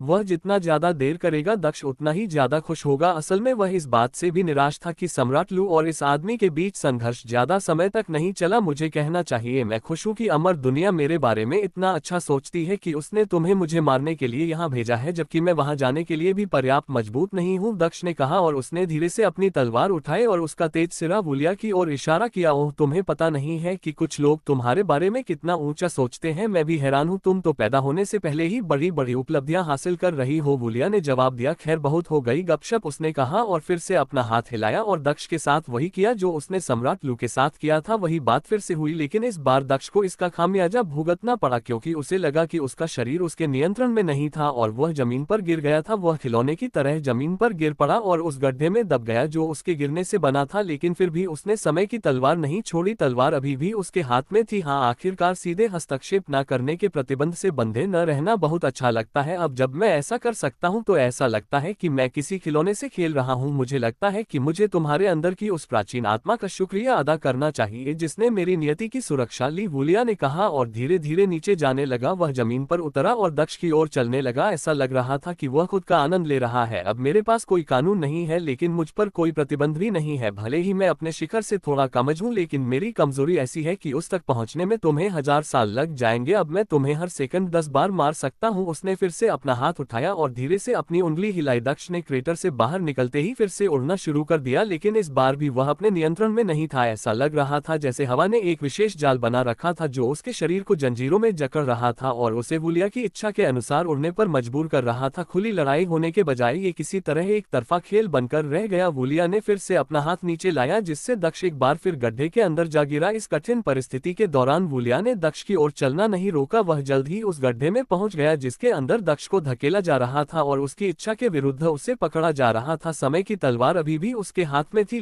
लेकिन वह अपना हाथ ऊपर उठाने में भी सक्षम नहीं था। वह अपनी पूरी ताकत से तलवार को पकड़े हुए था, हमला करने का एक मौका पाने के लिए अपना हाथ ऊपर उठाने की कोशिश कर रहा था, लेकिन वह ऐसा नहीं कर सका। जहां तक उसकी अन्य क्षमताओं का सवाल है, उसके ज्यादातर कौशल हमला करने के लिए थे, लेकिन वह बिना हिले डुले हमला नहीं कर सकता था। एकमात्र चीज जो उसे इस बंधन से बाहर निकालने में सक्षम थी वह था अंतरिक्ष का नियम। अधिकांश समय जब वह ऐसी स्थिति में होता था तो वह ऐसी सीमाओं से बाहर निकलने के लिए अपने टेलीपोर्टेशन का उपयोग किसी अन्य स्थान पर लीपोर्ट करने के लिए करता था, क्योंकि ऐसी चीजों से अंतरिक्ष को प्रतिबंधित नहीं किया जा सकता था। ये पहली बार था जब वह ऐसी स्थिति में था जब अंतरिक्ष के नियम का उपयोग नहीं किया जा सकता था। हालांकि उसे विश्वास था कि ओरियन गठन बिंदुओं को नष्ट कर सकता है, लेकिन अब जब वह हिल नहीं सकता था तो समस्या बढ़ गई। वुलिया जब चाहे उसका सिर काट सकता था। दक्ष को यकीन था कि वह आदमी ज्यादा समय नहीं लेगा, क्योंकि वह पहले ही दक्ष की ओर कदम बढ़ाना शुरू कर चुका था। उसके सामने एकमात्र विकल्प डार्क सैक्रिफाइस का उपयोग करना था, जिसे वह उपयोग करने से मना कर रहा था। वह फिर से वहां नहीं जाना चाहता था। पिछली बार प्रतिक्रिया कम थी क्योंकि वह पहली बार डार्क सैक्रिफाइस का प्रयोग कर रहा था, लेकिन यदि वह पुनः ऐसा करता तो न कि केवल प्रतिक्रिया प्रबल होती बल्कि यह उसके लिए बहुत बड़ी क्षति भी होती, क्योंकि इस बार वह निश्चित रूप से एक भावना को स्थायी रूप से खो देता। किसी भावना का स्थायी रूप से खो जाना ही वह चीज थी जिससे वह सबसे ज्यादा डरता था। पहली बार जब उसने इसका इस्तेमाल किया था तो जुन ने उसे इसके परिणाम के बारे में नहीं बताया था, लेकिन अब वह ऐसी चीजों को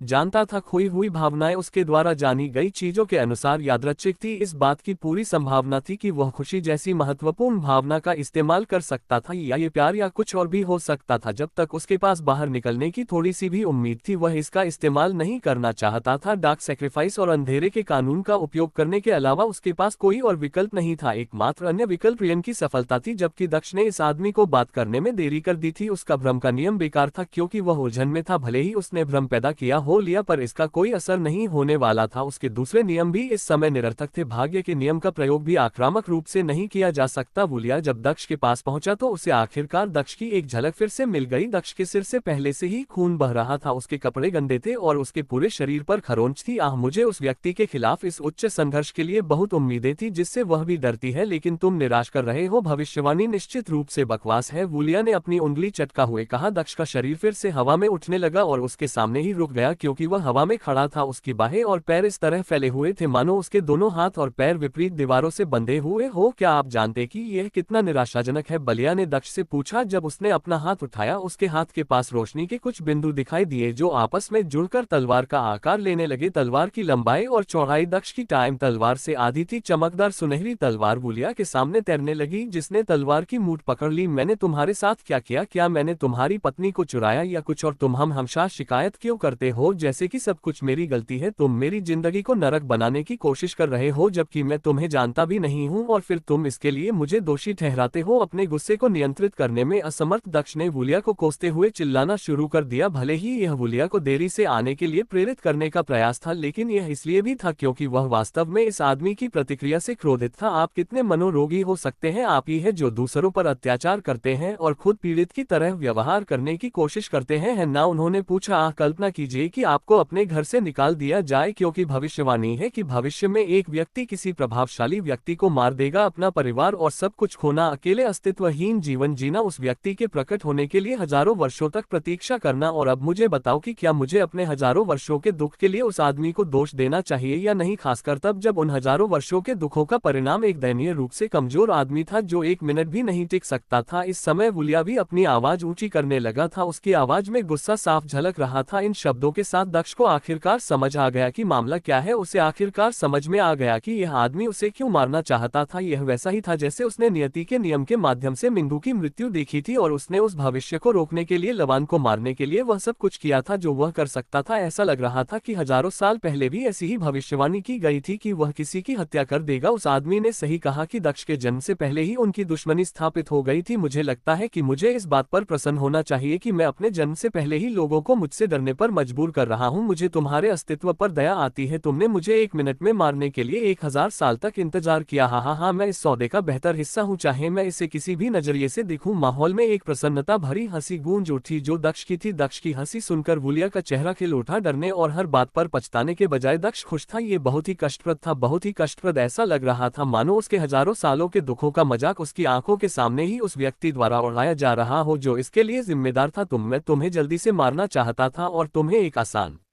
मौत देना चाहता था ताकि मैं जल्दी से आज़ाद हो जाऊं, लेकिन तुम्हारे शब्दों ने मुझे बहुत गुस्सा दिलाया। तुम सही हो, तुमने मुझे हजारों सालों तक तकलीफ दी, उसने कहा और कुछ कदम पीछे हट गया। तुम्हारी मौत इतनी जल्दी नहीं होनी चाहिए, यह इसके लायक होनी चाहिए। मैं तुम्हें 1000 साल तक नहीं मार सकता, लेकिन मैं तुम्हारे शरीर को उतने ही टुकड़ों में काटकर मार सकता हूँ जितने साल तुमने मुझे इंतजार करवाया। ये कैसा लगता है, उसने पूछा और सुनहरी तलवार दक्ष के हाथ में दे दी, जिसके हाथ में समय की तलवार थी। पहले मुझे इस चीज से निपटने दो, तलवार बहुत अप्रत्याशित है, इतना कुछ होने के बाद भी तुमने इसे नहीं गिराया है। चलो मैं तुम्हारी मदद करता हूँ, वूलिया ने कहा और उसने धीरे से तलवार को दक्ष की दाहिनी कलाई की ओर बढ़ाया। ये वही हाथ था जो तलवार पकड़े हुए था। यह मुझे मेरे पहले वर्ष में कष्ट देने के लिए है। ये वह वर्ष था जब मैंने अपने परिवार को खो दिया था, इसलिए मैं इसे तुम्हारे शरीर का वह हिस्सा बना दूंगा जिससे तुम ये कीमती तलवार खोद दोगे। उसने तलवार से वार करने से पहले कहा कि मुंह से एक दर्दनाक चीख निकली क्योंकि उसकी कलाई अचानक कट गई थी, लेकिन उसने अपने होठों को अपने दांतों से दबा लिया ताकि वह चिल्ला ना सके। उसे कमजोर देखना और वूलिया को संतुष्ट करना पसंद नहीं था। समय की तलवार दक्ष के पास जमीन पर गिर गई। मुझे देखने दो कि यह तलवार किस बारे में है, बस तुम रुको, मैं तुम्हें 1000 गुना वापस दूंगा। दक्ष ने सोचा। जब उसने अपने हाथ से खून बहता देखा, उसका बायां हाथ अभी भी बरकरार था। एक हाथ खोना अभी भी ठीक था क्योंकि वह अपने बाएं हाथ का उपयोग जीवन देने वाली गोली खाने के लिए कर सकता था ताकि उसका हाथ ठीक हो जाए, लेकिन अगर वह अपना बायां हाथ खो देता तो इसका मतलब अंत होने वाला था। चाहे कुछ भी हो, वह अपना बायां हाथ नहीं कटने दे सकता था, भले ही इसका मतलब वूलिया को और अधिक देर तक रोकना हो। लेकिन जब तक यह उसके बाएं हाथ में नहीं हुआ तब तक सब कुछ ठीक था। वह चीख बहुत अच्छी थी। मैं गणित में बहुत खराब हूँ, इसलिए मुझे पहले से योजना बनानी चाहिए। मुझे तुम्हें हजारों हिस्सों में काटना है, इसलिए तुम्हारे हर हाथ को 100 से ज्यादा बार काटना होगा। मैंने पहले ही हाथ का इतना बड़ा हिस्सा बर्बाद कर दिया है, चिंता मत करो, मैं अब से सावधान रहूंगा। वूलिया की प्रसन्न हंसी दक्ष के कानों में पड़ी, जिसके बाद उसकी तलवार 1000 बार घूमी। अगले ही पल वूलिया ने अपनी तलवार को एक के बाद 1000 बार घुमाया, जिससे उसकी भुजाएं 100 नहीं बल्कि 1000 टुकड़ों में कट गई। हाँ, यह अच्छा है, हमने पहले ही एक हाथ से अपना लक्ष्य हासिल कर लिया है। चलो देखते हैं कि हम अगले हाथ से क्या हासिल कर सकते हैं, वूलिया ने कहा और तलवार को दक्ष के बाएं हाथ में ले जाकर हमला करने के लिए तैयार कर दिया। उसका दाहिना हाथ कंधे से पूरी तरह गायब था, खून लगातार टपक रहा था। जहां तक उसके बाएं हाथ की बात है तो वह तलवार से सिर्फ कुछ इंच की दूरी पर था। वूलिया ने दक्ष के दाहिने हाथ को, जो जमीन पर पड़ा था, 1000 से अधिक टुकड़ों में काट दिया था। उसके कंधे से लगातार खून टपक रहा था और जमीन पर गिर रहा था। समय की तलवार भी जमीन पर पड़ी थी। दक्ष अभी भी 1 इंच भी हिलने में असमर्थ था। वूलिया ने मुस्कुराते हुए कहा, चलो देखते हैं कि हम दाहिने हाथ से रिकॉर्ड तोड़ सकते हैं या नहीं। उसने एक बार फिर अपनी तलवार उठाई, काटने के लिए तैयार। तलवार को करीब आते देख दक्ष को एहसास हुआ कि वह अब और नहीं सोच सकता। इस समय उसकी जान ज्यादा महत्वपूर्ण थी, उसके पास कोई और रास्ता नहीं बचा था। अगर इसका मतलब खुद को बलिदान करना था तो उसे ऐसा करना ही था। कम से कम वह भाग्यशाली होने और बुरी भावना से छुटकारा पाने की उम्मीद तो कर सकता था। वूलिया की तलवार दक्ष की बाई कलाई के करीब आ गई, उस पर वार करने के लिए तैयार। उसके दिमाग में दक्ष ने पहले ही डार्क सैक्रिफाइस का इस्तेमाल करने की गिनती शुरू कर दी थी। जरा ठहरी, वूलिया ने बीच में ही अपनी तलवार रोक दी और उसके होठों पर मुस्कान आ गई। दक्ष ने भी गिनती रोक दी, यह सोचकर कि यह आदमी क्यों रुक गया। कारण चाहे जो भी हो, कम से कम अब उसके पास ज्यादा समय था। मेरे पास एक बेहतर विचार है, वूलिया ने कहा और उसकी मुस्कान और चौड़ी हो गई। पिछली बार जब मैंने वह काली तलवार उठाने की कोशिश की थी तब तुम्हारे अंदर की उस प्राचीन आत्मा ने मुझ पर हमला कर दिया था। तलवार उसे बहुत प्रिय होगी, मुझे तुम्हारी ही तलवार से तुम्हें काटने दो, उसने कहा और उसके हाथ में मौजूद सुनहरी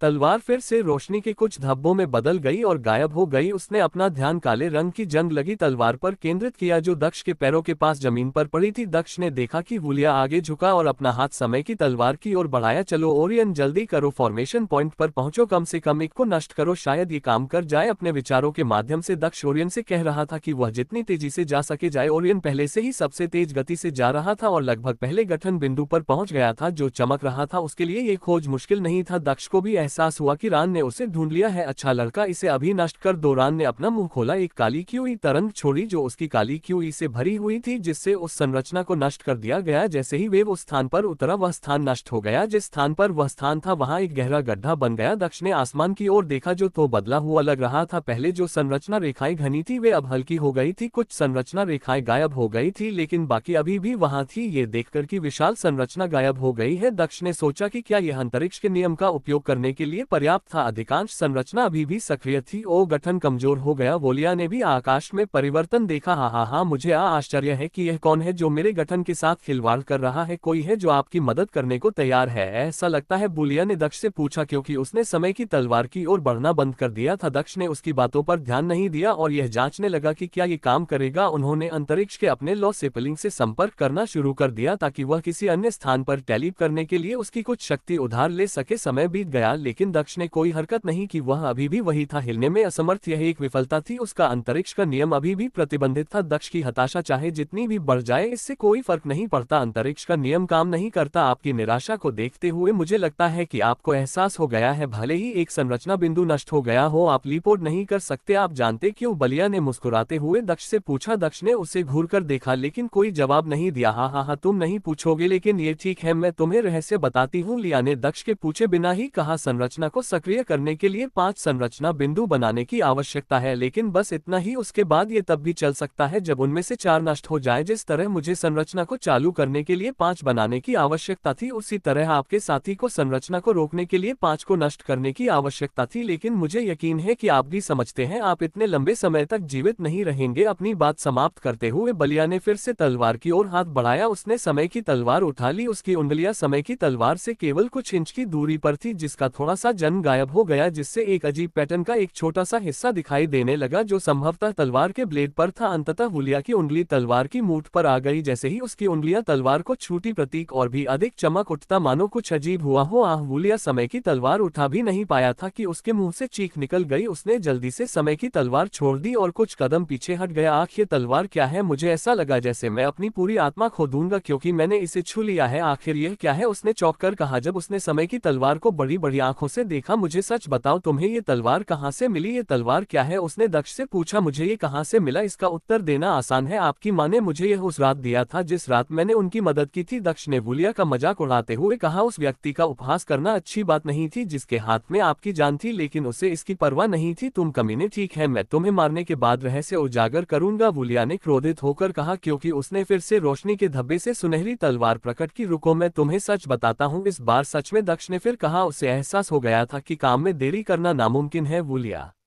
उसे 4 फॉर्मेशन पॉइंट नष्ट होते हुए देखने नहीं देगा। वह एक ही बार में काम खत्म कर देगा, इसलिए देरी करना बेकार था। उसने तय किया कि वह जितना हो सके उतना मजे करेगा, क्योंकि डार्क सैक्रिफाइस का इस्तेमाल करना उसके लिए पहले से ही तय था और चूंकि उसे इसके इस्तेमाल के बाद ज्यादा कुछ याद नहीं रहने वाला था, इसलिए वह अपने दिल की बातें अभी बाहर निकालना चाहता था। ठीक है, बताओ, वुलिया ने आदेश दिया। ये तलवार मुझे तुम्हारी से मिली थी जब मैंने इसे कुछ समय पहले निकाला था। मुझे आश्चर्य है कि तुम पूरी तलवार अंदर ले जाने में सक्षम थे। तुम वास्तव में बहुत प्रतिभाशाली हो। दक्ष ने घोषणा की। तू कमीना, मर जा, वुलिया ने गुस्से में कहा और तलवार नीचे पटक दी। वुलिया के चिल्लाने के साथ ही एक और तेज आवाज सुनाई दी। दक्ष और वुलिया दोनों ने बबल की ओर देखा और देखा कि सम्राट लू उस इमारत से बाहर आ रहा है जिसमें वह गिर गया था। न केवल वह बाहर निकला बल्कि उसने वुलिया पर हमला करने के लिए अपनी शक्ति का इस्तेमाल भी किया ताकि उसे दक्ष से दूर कर सके। चूंकि हमला अप्रत्याशित था और वुलिया दक्ष पर हमला करने में ज्यादा व्यस्त था, इसलिए उसने हमले की तैयारी नहीं की थी, जो उसके सीने पर लगा और उसे दूर तक उड़ा ले गया। उसके सीने में एक गहरा घाव हो गया जो दक्ष से बहुत दूर जमीन पर जा गिरा। जब वुलिया पर हमला हुआ और वह घायल हो गया तो उसका ध्यान दक्ष से हट गया, जिससे वह सीमा प्रतिबंध से मुक्त हो गया। चूंकि उसे हवा में रखने के लिए कोई प्रतिबंध नहीं था, इसलिए दक्ष जमीन पर उतरा। अवसर का लाभ उठाते हुए उसने अपने बाएं हाथ का उपयोग जीवन चिकित्सा की गोली निगलने के लिए किया ताकि उसका दाहिना हाथ ठीक हो जाए। फिर उसने समय की तलवार उठाई और वुलिया के खड़े होने से पहले ही उड़ना शुरू कर दिया। हालांकि उसने जीवन रक्षक गोली खा ली थी, फिर भी उसके हाथ को ठीक होने में समय की जरूरत थी। वह इस समय का उपयोग कहीं छिपने के लिए करना चाहता था ताकि ओरियन को सभी संरचना बिंदुओं को नष्ट करने का समय मिल सके। उसके बिना वह यहाँ असहाय था। वह बस एक मछली की तरह था जिसे काटा जा रहा था। मुझे टेलीपोर्टेशन पर अधिक निर्भर नहीं होना चाहिए था। मुझे ऐसी परिस्थितियों में मदद के लिए और अधिक कौशल सीखने चाहिए थे। उन्होंने उड़ते हुए कहा, मुझे बताओ, मेरी बेटी इस समय कहाँ है? कमीने, दक्ष को भागते देख सम्राट लू उसके सामने आए और उसकी बेटी के बारे में पूछा। अल्पविराम, वुलिया पर हमला करने का एकमात्र कारण ये था कि वह दक्ष को मारने वाला था। वह अपनी बेटी को हमेशा के लिए खोना नहीं चाहता था जब तक दक्ष उसे बता दे कि वह कहाँ है। वह दक्ष और वो लिया की लड़ाई से बाहर निकल सकता था। तुम कमीने, मेरे रास्ते से हट जाओ, दक्ष ने चिल्लाते हुए अपने ससुर पर हमला करने के लिए अपनी तलवार उठाई ताकि वह उसे रास्ते से हटा सके। उसके पास इस आदमी से उलझने का समय नहीं था। दुर्भाग्यवश इससे पहले कि वह अपनी तलवार हिला पाता, उसने आसमान से एक सुनहरी तलवार गिरते हुए देखी जिसने सम्राट लू को बीच से काट दिया। दक्ष जल्दी से तलवार से दूर चला गया क्योंकि वह सुनहरी तलवार को देख रहा था और उससे यथासंभव दूरी बनाने की कोशिश कर रहा था। अब काफी रुकावटें आ चुकी हैं, अब समय आ गया है कि आप वापस वही काम शुरू करें जो आप कर रहे थे। हमें अभी भी आपको काटना है, चलिए अब आपको और इंतजार नहीं करवाना चाहिए है ना। वो लिया पीछे खड़ा था और अपने कपड़ों को थपथपा रहा था जो गिरने के कारण गंदे हो गए थे। उसने फिर से दक्ष की ओर अपना हाथ उठाया और फिर से वही प्रतिबंध लगा दी जिससे दक्ष फिर से फंस गया और वह हिलने में असमर्थ हो गया। दुर्भाग्य से इस बार कुछ अलग था। तलवार पर जो अजीब पैटर्न पहले दिखाई दिया था जब वोलिया ने उसे छूने की कोशिश की थी, उसका छोटा सा हिस्सा फिर से चमकने लगा। दक्ष ने अपना हाथ खोने के कारण पहले ही बहुत खून खो दिया था और उसका शरीर भी कुछ कमजोर हो गया था, लेकिन जैसे ही प्रतीक चमकने लगा वह महसूस कर सकता था कि उसका शरीर ऊर्जा से भर रहा है। जहां तक उसके शरीर के आसपास की बाधा का सवाल है वह भी गायब हो गई थी। इसके अलावा उसके हाथ का उपचार भी तेजी से हो रहा था। कुछ ही सेकंड में उसका दाहिना हाथ बूढ़ा हो गया। हम दक्ष को ये देखकर आश्चर्य हुआ कि प्रतिबंध गायब हो गया है और उसने वुलिया के हाव भाव देखे, वह भी हैरान दिख रही थी। यह स्पष्ट था कि वुलिया ने ऐसा कुछ नहीं किया था। ऐसा करने वाली एकमात्र चीज तलवार थी जो अब उसके बाएं हाथ में थी। अल्पविराम, हाँ, मुझे नहीं पता कि मैं तुम्हें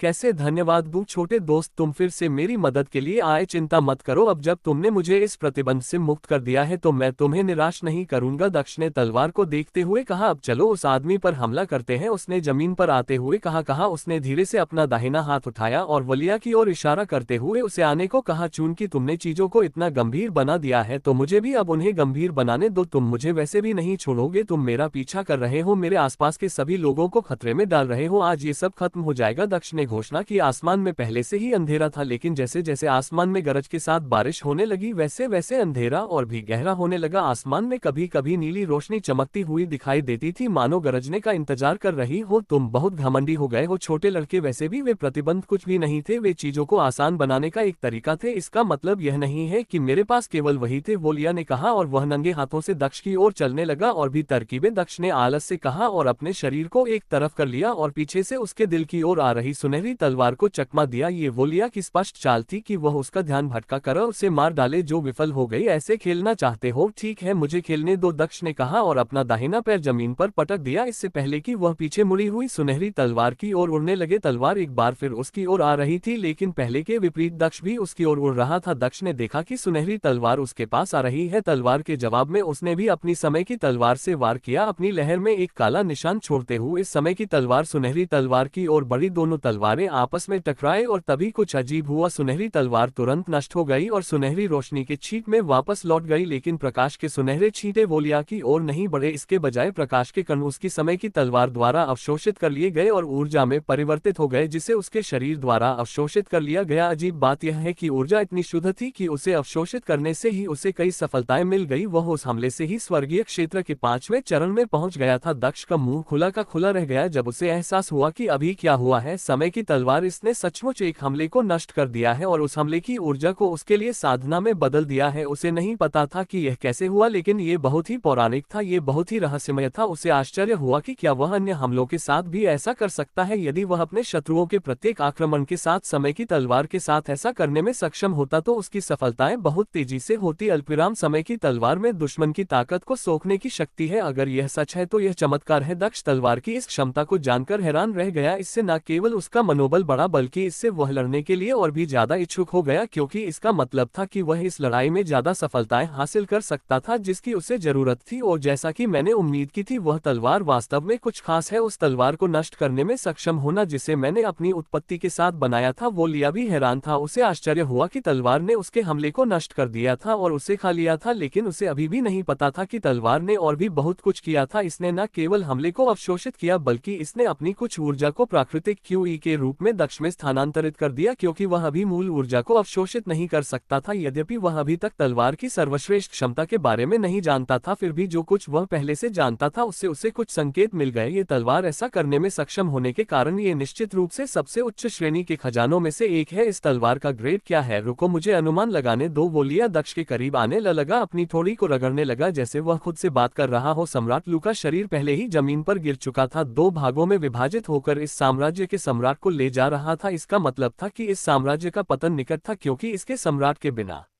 ये कुछ भी नहीं था। इसके कई निहितार्थ थे, लेकिन दक्ष ने उनके बारे में सोचने में समय बर्बाद नहीं किया क्योंकि उसका मुख्य ध्यान आगे की लड़ाई पर था। अपने ग्रेड को इतने प्रभावी ढंग से छिपाने में सक्षम होने के कारण क्या यह एक ईश्वरीय ग्रेड हथियार है? मुझे कहना चाहिए कि मैं आश्चर्यचकित हूँ। उस जंग ने वास्तव में मुझे चौंका दिया और यह हथियार इतने दुर्लभ है कि मुझे अभी भी संदेह है कि क्या ये वास्तव में एक ईश्वरीय ग्रेड हथियार है, लेकिन सभी संकेत इसकी ओर इशारा करते हैं, बुलिया ने कहा क्योंकि उसने दक्ष के भावों को देखने की कोशिश की थी। तुम्हारे पत्थर जैसे ठंडे हाव भाव से कुछ भी पता नहीं चलता, लेकिन मैं अपने अनुमान के बारे में निश्चित हूँ। तुम ही हो जिसे उसे मारना था, तो तुम्हारे पास एक भगवान ग्रेड हथियार है जो वास्तव में इसका उत्तर देता है। भगवान के स्तर के हथियार से कौन मजबूत नहीं होगा? मुझे लगता है कि मैंने तुम्हें समय देकर और तुम्हें मेरे साथ छेड़छाड़ करने देकर बहुत बड़ी गलती की है। तुम्हें नहीं काटूं, मैं तुम्हें एक त्वरित लेकिन दर्दनाक मौत दूंगा। दक्ष ने कोई जवाब नहीं दिया और केवल मुस्कुराया। जैसे ही उसने समय की तलवार को अपने बाएं हाथ से अपने दाहिने हाथ में स्थानांतरित किया, फिर उसने अपना बायां हाथ उठाया जिससे उसकी भंडारण अनूठी से एक तलवार बाहर आ गई। हालांकि तलवार उसके राजा की तलवार नहीं थी, बल्कि यह तलवार थी जो अपने आप उड़ रही थी। तलवार ने दक्ष के चारों ओर चक्कर लगाया जैसे कि वह धरती हो और तलवार चांद हो। यह आत्मिक तलवार थी, लेकिन पहले की तुलना में ये कुछ अलग दिख रही थी। अब तलवार एकदम काले रंग की थी और उस पर कई आकृतियां खुदी हुई थी ताकि वह और भी मजबूत हो जाए। इसे इस ग्रह पर पाए जाने वाली सबसे कठोर धातुओं से बनाया गया था। इससे पहले की दक्ष की पुरानी तलवार की आत्मा इसमें समाहित की जाती। उन्नयन के बाद ये तलवार इतनी मजबूत हो गई थी कि इसे पहले से ही अर्धसंत ग्रेड कलाकृति माना जाता था। पिछली बार स्पिरिट तलवार क्षतिग्रस्त हो गई थी और दक्ष ने इसे सम्राट को दे दिया था जिसने तलवार को बेहतर बनाने में उसकी मदद की। चूंकि उस समय दक्ष अभी भी उसका पसंदीदा दामाद था, इसलिए उसने इसे यथासंभव बेहतरीन बनाने का प्रयास किया और साथ ही सबसे अच्छे कारीगरों को काम पर रखा। उसके बाद उनके रिश्ते में खटास आ गई और दक्ष को मजबूरन वहां से चले जाना पड़ा। उस समय वह सम्राट से अपनी तलवार नहीं ले सकता था। कल ही उसने सम्राट से ये तलवार मांगी थी। सम्राट दक्ष पर अच्छा प्रभाव बनाए रखने के लिए तैयार था, उसने मना नहीं किया और तलवार लौटा दी और इस प्रकार आत्मा तलवार दक्ष के हाथ में वापस आ गई। नई से भी बेहतर आत्मा की तलवार को बाहर लाने और उसे अपने हाल पर छोड़ने के बाद दक्ष ने राजा की तलवार भी बाहर निकाली। अब उसके चारों ओर 3 तलवारें थी, एक एक उसके प्रत्येक हाथ में थी और तीसरी तलवार उड़ रही थी। मुझे जल्दी से मौत दे दो, देखते हैं तुम कोशिश करते हो, दक्ष ने कहा और उसने अपनी दोनों तलवारें वोलिया की ओर तान दी। उसने अपने दानव सम्राट शरीर को पूरी तरह सक्रिय कर लिया है जिससे उसकी शारीरिक शक्ति में कई गुना वृद्धि हुई है। जहां तक आकाश की बात है तो वह पहले से ही गरज रहा था। दक्ष युद्ध के लिए पूरी तरह से तैयार था। उसने लिया को व्यस्त रखने के लिए थंडर ब्लेड की व्यवस्था भी कर ली थी। ऐसी तरकीबें काम नहीं आएंगी, बलिया ने मुस्कुराते हुए कहा। उसने अपने दोनों हाथ उठाए और उन्हें फैलाकर पूरी ताकत से ताली बजाए। जैसे ही उसके दोनों हाथों ने ताली बजाई, उसके हाथों से आग की लपटें निकली जो ड्रैगन का आकार लेते हुए आकाश की ओर उड़ गई। फ्लेम ड्रैगन आसमान की ओर उड़ गया जबकि वुलिया दक्ष की ओर उड़ने लगा। पिछली बार की तरह उसी तलवार का इस्तेमाल करने के बजाय उसने अपना असली पीक सेंट ग्रेड हथियार निकाला जो एक भाला था। वह पृथ्वी पर भी भाला चलाने में माहिर था और जब वह इस दुनिया में आया तो उसने भी भाला चलाया था। फ्लेम ड्रैगन को आसमान की ओर उड़ता देख दक्ष ने भी कार्रवाई की। चाहे वह फ्लेम ड्रैगन कुछ भी हो, उसे नष्ट करना जरूरी था। उसकी इच्छा के अनुसार एक चमकीला नीला वज्र आकाश से नीचे आया जो ज्वाला ड्रैगन की ओर गिरा जो आकाश की ओर उड़ता फ्लेम ड्रैगन को थंडर के पास छोड़कर दक्ष भी वुलिया की ओर उड़ गया जो पूरी गति से उसकी ओर आ रहा था। उसकी दोनों तलवारें क्रॉस बना रही थी। वोलिया और उसके भाले को काटने के लिए तैयार थी। जहां तक आत्मा तलवार की बात है, वह भी दक्ष के बगल में उड़ी। वोलिया ने दक्ष के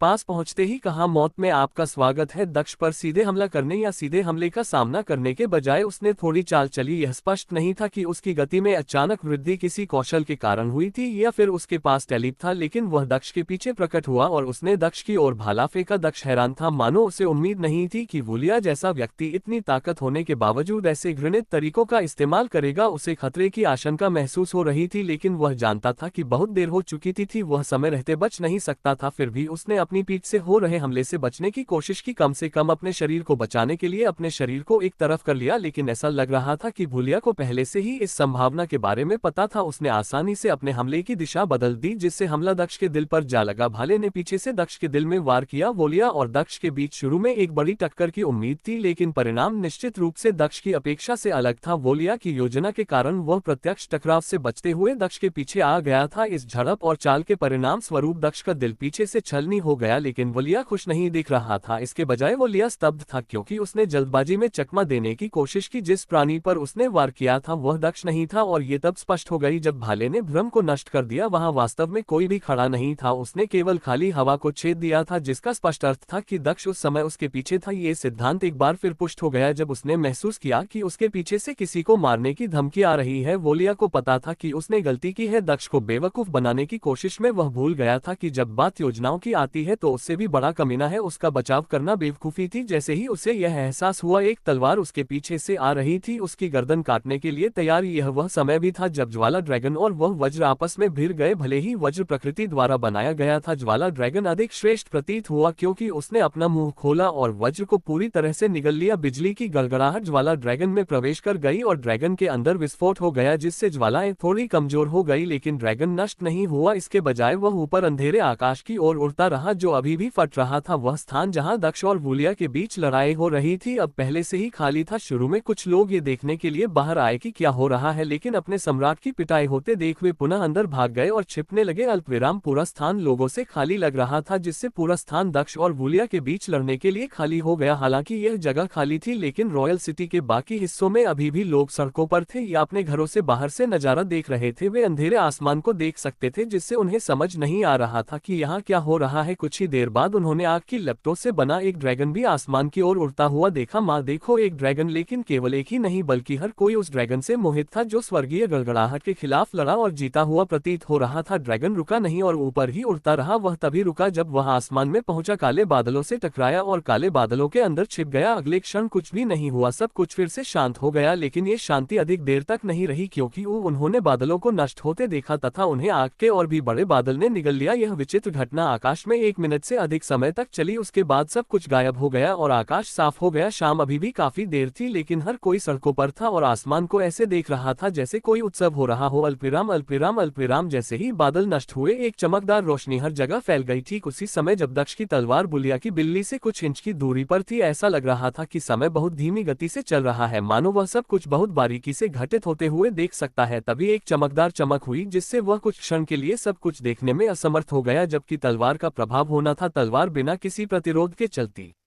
रही, जो आश्चर्यजनक था। कम से कम 1 मिनट का प्रतिरोध तो होना ही चाहिए था। जब तलवार ने वोलिया का गला काटा, गलिया की दर्दनाक कराह की भी कोई आवाज नहीं आई। ये स्पष्ट था वह संपर्क से चूक गया था। उस संक्षिप्त क्षण में कुछ हुआ था जब वह कुछ भी नहीं देख पा रहा था। क्या हुआ था ये जानने के लिए उसने अपनी दिव्य इंद्रिय का विस्तार किया। जैसा कि उम्मीद थी, वोलिया गायब हो गया था, वह वहां नहीं था। दक्ष को पहले से ही इसकी उम्मीद थी, इसलिए वह वहां नहीं रुका और किसी भी संभावित हमले से बचने के लिए आगे बढ़ना भी बंद कर दिया। सौभाग्य से उस पर कोई हमला नहीं हुआ। इसके बजाय उसने पाया कि वोलिया कुछ दूरी पर खड़ा उसका गला रगड़ रहा था। हे भगवान, मुझे विश्वास नहीं हो रहा कि तुम मुझे मारने के इतने करीब आ गए थे। मैंने एक पल के लिए सचमुच गलती कर दी थी, वोलिया ने कहा और बचने पर राहत की सांस ली। वह अभी भी अपने शरीर के अंदर एक सिहरन महसूस कर सकता था, जो उसने पहले कभी महसूस नहीं की थी। ऐसा पहली बार हुआ था, क्योंकि उसे ऐसा लग रहा था जैसे उसने वापस आने से पहले वास्तव में मौत देखी थी। दक्ष ने वोलिया को फिर से देखा। उसकी प्रतिक्रिया से दंग रह गया। वह ये सोचे बिना नहीं रह सका कि वोलिया ने क्या किया। वह बाहर कैसे निकला। एक दिशा में उसकी तलवार आ रही थी, दूसरी दिशा में उसकी आत्मा तलवार इंतजार कर रही थी। तो निश्चित रूप से वह नहीं हिला, नहीं तो वह मर गया होता। उसने क्या इस्तेमाल किया? जब वह सोच रहा था कि क्या हुआ था, तो उसने वोलिया के हाथ में कागज का एक टुकड़ा फड़फड़ा हुए देखा। ये कागज का एक लाल टुकड़ा था, जिस पर एक पूरी रचना उकेरी हुई प्रतीत हो रही थी, एक ताबीज। दक्ष ने धीरे धीरे कागज के एक टुकड़े को देखते हुए कहा, जो धीरे धीरे विघटित होने लगा था। इसमें ज्यादा समय नहीं लगा। इससे पहले कि पूरा ताबीज धुएं में बदल गया और उड़ गया, तो उसने एक ताबीज का इस्तेमाल किया।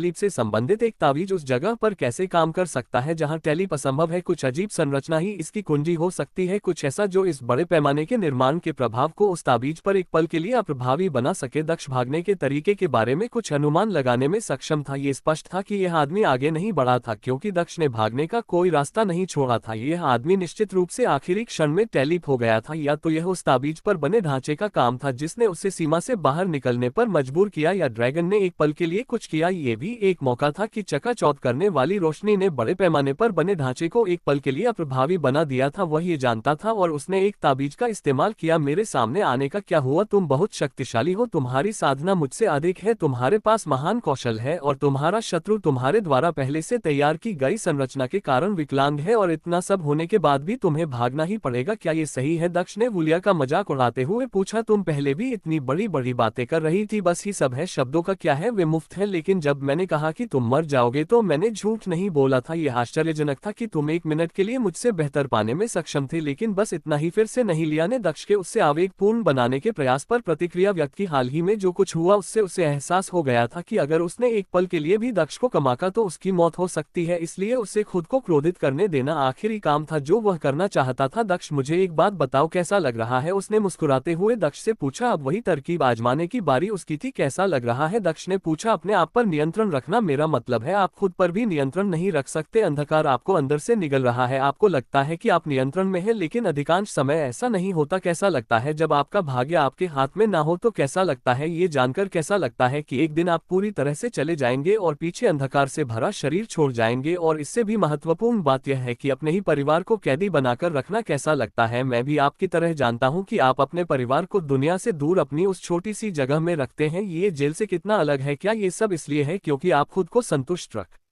सकते हैं और अंत में सबको निराश करना कैसा लगता है? सबको दुखी करना कैसा लगता है? आपकी सभी पत्नियां, आपकी माँ, आपके पिता, आपके दोस्त, वे सभी आपके साथ होने के कारण कष्ट उठाते हैं ताकि आपको ये भ्रम हो कि सब कुछ ठीक है। तो मुझे बताए कैसा लगता है? बात करते समय वया के चेहरे पर एक उपर्ण मुस्कान थी। दुर्भाग्य से उसे दक्ष से कोई प्रतिक्रिया नहीं मिली जिसकी उसे उम्मीद थी। वास्तव में उसने केवल एक भावशून्य दक्ष को देख जो ऐसा लग रहा था कि वह बिल्कुल भी परेशान नहीं था। अल्पविराम, हम दूसरा फॉर्मेशन पॉइंट आ गया है, जो भी आपकी मदद वह 3 और जाने हैं। वोलिया ने आसमान की ओर देखते हुए कहा। आकाश में संरचनाएं और भी कमजोर हो गई क्योंकि अधिक संरचना रेखाएं गायब हो गई, जिससे लिया को एहसास हुआ ओरियन ने दूसरे गठन बिंदु को नष्ट करने के लिए जितनी तेजी से आगे बढ़ सकता था उतनी तेजी से आगे बढ़ा क्योंकि दक्ष बुलिया को व्यस्त रखे हुए था। हालांकि दक्ष ने इस लड़ाई के खत्म होने से पहले सभी गठन बिंदुओं को नष्ट करने की उम्मीद खो दी थी, फिर भी उसने ओरियन को कोशिश करने दी। इस बीच उसका इरादा अपनी ताकत से युद्ध को खत्म करने का था। अब जब वह प्रतिबंधों से मुक्त था और हमलों को झेलने की क्षमता रखता था तो उसे विश्वास था कि वह जीत सकता है। यह उसका विश्वास ही था जो उसे इस लड़ाई के लिए प्रेरित कर रहा था। अगर वह बुलिया को भी नहीं हरा सका तो वह भविष्य में तिनसेन का सामना कैसे करेगा? इसके अलावा यदि वह अब उस आदमी को खत्म नहीं करता है तो वह निश्चित रूप से पिछली बार की तरह वापस आएगा और उसके खिलाफ साजिश रचे। अल्पविराम, अल्पविराम, अल्पविराम, वह बहुत अधिक समय बर्बाद कर रहा है। एक अंधेरे कमरे में एक आदमी हाथ में शराब का गिलास लिए बैठा था। उसके सामने मेज पर एक आधा नकाबपोश चेहरा और एक किताब रखी हुई थी, लेकिन अंधेरे की वजह से उसका चेहरा दिखाई नहीं दे रहा था। वह तलवार बहुत अच्छी है, हालांकि मुझे आश्चर्य है कि मुझे इसके बारे में पता नहीं था। एक भगवान रेड हथियार को हथियारों का राजा और अंतरिक्ष का शासक, उसने खिड़की से बाहर देखते हुए कहा। वह देख सकता था कि पूरा आकाश संरचना रेखाओं से भर गया है। वह इसे बहुत हल्के में ले रहा है। जहां तक उस जानवर की बात है, वह संरचना को नष्ट करता रहता है। उसे सब कुछ नष्ट नहीं करने देना चाहिए, अन्यथा वह भाग जाएगा। लेकिन मैं सीधे तौर पर हस्तक्षेप भी नहीं कर सकता। उसने शराब का एक और घूंट लिया और गिलास मेज पर रख दिया। उसने अपना आधा चेहरा ढकने वाला नकाब उठाया और किताब उठाकर गायब हो गया। अल्पविराम, जब यह आदमी गायब हुआ उसी समय एक अजीब बात भी हुई। सम्राट लू के शरीर के 2 हिस्से भी गायब हो गए, लेकिन किसी ने इस पर ध्यान नहीं दिया। बाहर खड़े 2 लोगों ने फिर से लड़ाई शुरू कर दी थी और उन्हें अपने आसपास के माहौल पर ध्यान देने का समय ही नहीं मिला। अल्पविराम, अल्पविराम, अल्पविराम, अल्पविराम, सम्राट लू का शरीर आधे नकाबपोश व्यक्ति के पास दिखाई दिया। दोनों अब शाही शहर के बाहर थे। उस आदमी ने अपने हाथ में रखी किताब का एक पृष्ठ खोला और फिर अपनी उंगली सम्राट लू के शरीर के टुकड़ों की ओर उठाए। ओह, सर्वोच्च नियति कहती, मेरी आज्ञा सुनो, मृतकों को मेरी सेवा करने के लिए वापस जीवित करो। जैसे अंधकार जीवन से मिलता है वैसे ही मृत्यु जीवन से मिलती है। शाश्वत ही सर्वोच्च है लेकिन नश्वर शाश्वत है। मेरी कठपुतली को जगाओ। भाग्य की पुस्तक रहस्यमय रोशनी में चमकने लगी क्योंकि उस विशिष्ट पृष्ठ पर लिखे कुछ अक्षर जीवित हो उठे और सम्राट लू के अविचल शरीर की ओर उड़ने लगे। प्रकाश की किरणें सम्राट लू के शरीर में प्रवेश कर गई जिससे दोनों हिस्से उड़ गए। दोनों हिस्से एक दूसरे के करीब आ गए और एक दूसरे से जुड़ गए जिससे शरीर पूरा हो गया। सम्राट लू का शरीर एक बार फिर पूरा हो गया लेकिन वह वास्तव में ठीक नहीं हुआ। जिसने भी उसे देखा वह बीच में एक काली रेखा देख सकता था जहां उसे काटा गया था जो दिखाती थी कि वह वहां से जुड़ा हुआ था। ऐसा लग रहा था जैसे कोई शक्ति दोनों हिस्सों को एक साथ रख रही थी। यहाँ खड़े रहो और जब वह जानवर यहाँ पहुंचे तो उसे रोक दो, जरूरत पड़ने पर उसे मार डालो। वुलिया ने उस चीज को आदेश दिया जो सम्राट लू की तरह लग रही थी लेकिन उसकी आंखों में चमक नहीं थी। वह लू वांग से अलग लग रहा था। जब उसे जगाया गया था वोलन को भी मृतकों में से पुनर्जीवित किया गया था लेकिन वह थोड़ा अलग लग रहा था। वह लैंग इतना जीवित दिख रहा था कि यह पता लगाना असंभव था कि वह मर चुका है। यहाँ तक कि दक्ष को भी तभी पता चला जब उसने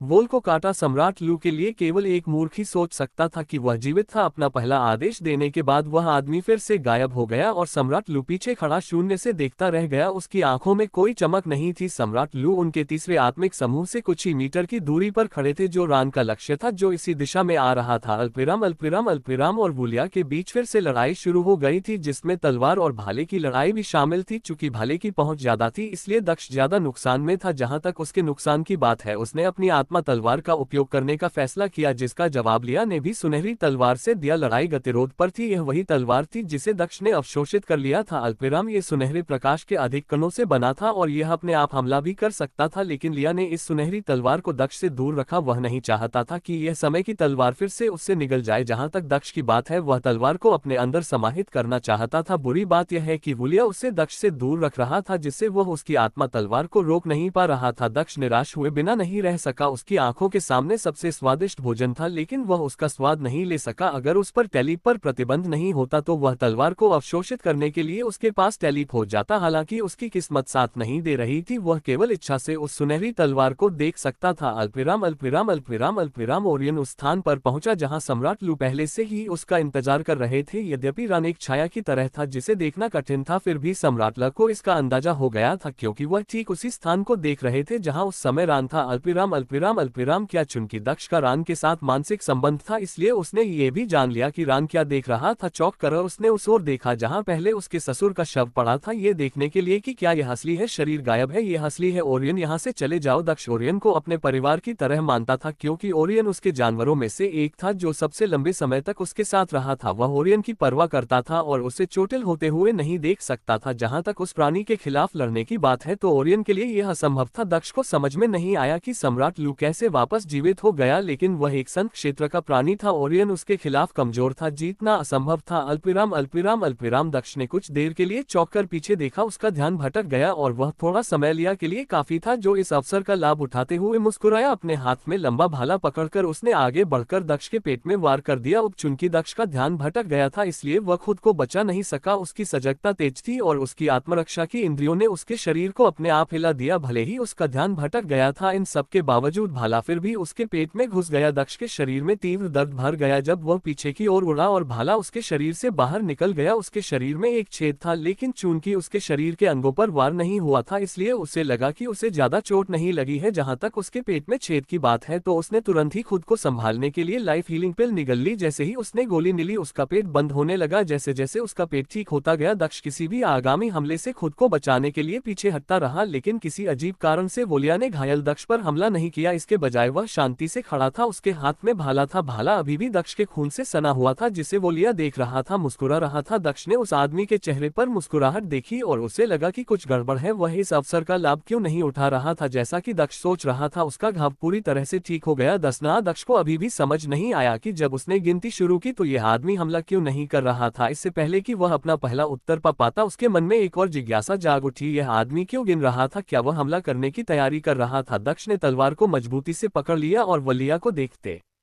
हुए किसी भी चीज का सामना करने के लिए तैयार हो गया। उसने अंतिम हमले के लिए अपनी क्यूई भी इकट्ठा करना शुरू कर दिया। अब समय आ गया था कि वह उस नए कौशल का इस्तेमाल करे जिस पर वह काम कर रहा था, एक ऐसा कौशल जिसे उसने तलवार संत के साथ रूपों के साथ मिलकर बनाया था और साथ ही अपने नियमों को भी इसमें शामिल किया था। वह यहाँ अपने अंतरिक्ष के नियम का उपयोग नहीं कर सकता था, अन्यथा उसका हमला अधिक शक्तिशाली होता, लेकिन उसके पास अन्य योजनाएं थी। चूंकि समय की तलवार सामान्य क्यूई हमलों का उपयोग नहीं करती थी, इसलिए उसने इसके लिए अपनी संत राजा तलवार का उपयोग करने का निर्णय लिया। उसकी आंखों का रंग बदल गया, जिनमें से एक का रंग गहरा हो गया जबकि दूसरी का रंग थोड़ा धुंधला हो गया। 5 बुलिया ने अपनी गिनती जारी रखी। दूसरी ओर दक्ष ने भी इस हमले का अधिकतम लाभ उठाने के लिए अपने लॉस को उत्तेजित करना जारी रखा। अल्पविराम वह कुछ ऐसा प्रयोग करने जा रहा था जो उसने पहले कभी नहीं किया था, एक क्यूई हमला जो अंधकार और भ्रम के नियम के साथ मिश्रित था। उन्होंने अपनी तलवारें बलली थी, अपने बाएं हाथ में समय की तलवार और दाहिने हाथ में राजा की तलवार पकड़ी थी। वह तलवार को 2 हाथों से पकड़कर ऐसे बड़े हमले करने में ज्यादा अनुभवी था, लेकिन आज ऐसा करना संभव नहीं था। वह अपनी समय की तलवार को वापस नहीं भेजना चाहता था, क्योंकि अगर वह ऐसा करता तो उसे फिर से बुलिया द्वारा अंतरिक्ष में प्रतिबंधित किया जा सकता था। इसलिए वह राजा की तलवार को पकड़ने और हमला करने के लिए अपने एक हाथ को ही मुंह रख सकता था। उसने धीरे से अपना दाहिना हाथ ऊपर उठाया। आसमान में अंधेरा था, लेकिन ऐसा लग रहा था जैसे समय की सुनहरी तलवार इस समय और भी ज्यादा काली हो गई थी, अंधेरे में घुल-मिल कर लगभग अदृश्य हो गई थी। जैसे जैसे वह आक्रमण करने के लिए तलवार में अधिक से अधिक क्यूई भर रहा था, तलवार की सुनहरी रोशनी अधिक से अधिक चमक रही थी, लेकिन प्रकाश अभी भी अंधेरे से बाहर नहीं आ पा रहा था जिसने उसे से छिपा रखा था। पहली बार इसका प्रयोग कर रहा हूँ, शुभकामनाएं। उनकी आवाज दक्ष के सिर में गूंजी जब वह हमला करने वाला था। अल्पविराम अल्पविराम अल्पविराम अल्पविराम। दूसरी ओर ओरियन ने दक्ष का आदेश सुन लिया था। वह पीछे मुड़ा और जाने लगा। उसने आत्मा संरचना को नष्ट करने का प्रयास छोड़ दिया, क्योंकि दक्ष यही चाहता था। दुर्भाग्यवश जैसे ही वह वापस भाग रहा था, उसे एहसास हुआ कि उसका पीछा वही आमी कर रहा है जिससे दूर रहने को दक्ष ने उसे कहा था। सम्राट लूना केवल रान के पीछे पीछे चल रहा था, बल्कि वह उसके करीब भी आ रहा था। रान अपनी गति के लिए जाना जाता था, लेकिन पीक सेंट ग्रेड एक्सपर्ट के सामने उसकी गति कम पड़ गई, जो उससे अधिक तेज था। ऐसा लग रहा था कि वह पकड़ा जाएगा, क्योंकि दोनों के बीच केवल 20 मीटर की दूरी रह गई थी, जो प्रत्येक बीतते सेकंड के साथ कम होती जा रही थी। चाहे रान कुछ भी कर ले, वह सम्राट लू को नहीं खो सका। ये स्पष्ट था कि बच निकलना असंभव था। अल्पविराम अल्पविराम अल्पविराम। दक्ष जानता था कि ओरियन खतरे में है, लेकिन वह भी मुश्किल में था। वह लिया को बाहर निकालने के बाद ही ओरियन की मदद कर सकता था, जो वह करना चाहता था। भ्रम के साथ मिलकर उसे विश्वास हो गया कि इस हमले में इस आदमी को मारने की पूरी क्षमता है। जैसे ही वह तैयार हुआ, उसने अपनी तलवार से वार कर दिया। दुर्भाग्यवश यही वह समय था जब बुलिया ने 0 कहा और इस तरह उसकी रहस्यमय गिनती समाप्त हो गई। बलिया ने अपनी गिनती उसी समय पूरी की जब दक्ष ने हमला किया। जैसे ही उसकी गिनती पूरी हुई, एक जोरदार चीख गूंज उठी। हर कोई एक दर्दनाक चीख सुन सकता था, जैसे कोई बहुत दर्द में हो। यह चीख किसी और की नहीं बल्कि दक्ष की थी, जो इस तरह चिल्ला रहा था मानो वह मर रहा हो। उसकी सारी नसें काली पड़ गई थी। ऐसा लग रहा था जैसे वे उसके पूरे शरीर के चारों ओर एक लाइन बना रही हो। काली नसें उभरी हुई भी थी। वह लगातार चिल्लाता रहा और नीचे गिरने लगा। समय की तलवार भी उसके हाथ से गिर गई। ऐसा लग रहा था जैसे उसके शरीर ने अपनी सारी ताकत खो दी है। अब उसके शरीर में सिर्फ दर्द ही रह गया था। अब भी उसे सिर्फ दिमाग सुन्न कर देने वाला दर्द ही महसूस हो रहा था, जिसे वह नियंत्रित नहीं कर पा रहा था। दर्द के प्रति उनमें थोड़ी प्रतिरोधक क्षमता थी, लेकिन ये दर्द बहुत ज्यादा था। दर्द रुकने का नाम नहीं ले रहा था, इसलिए उनकी आवाज जल्द ही भारी हो गई। वह लगातार गिरता रहा। जब वह जमीन पर गिरा, तभी उसकी चीखें बंद हुई, क्योंकि वह बेहोश हो गया था।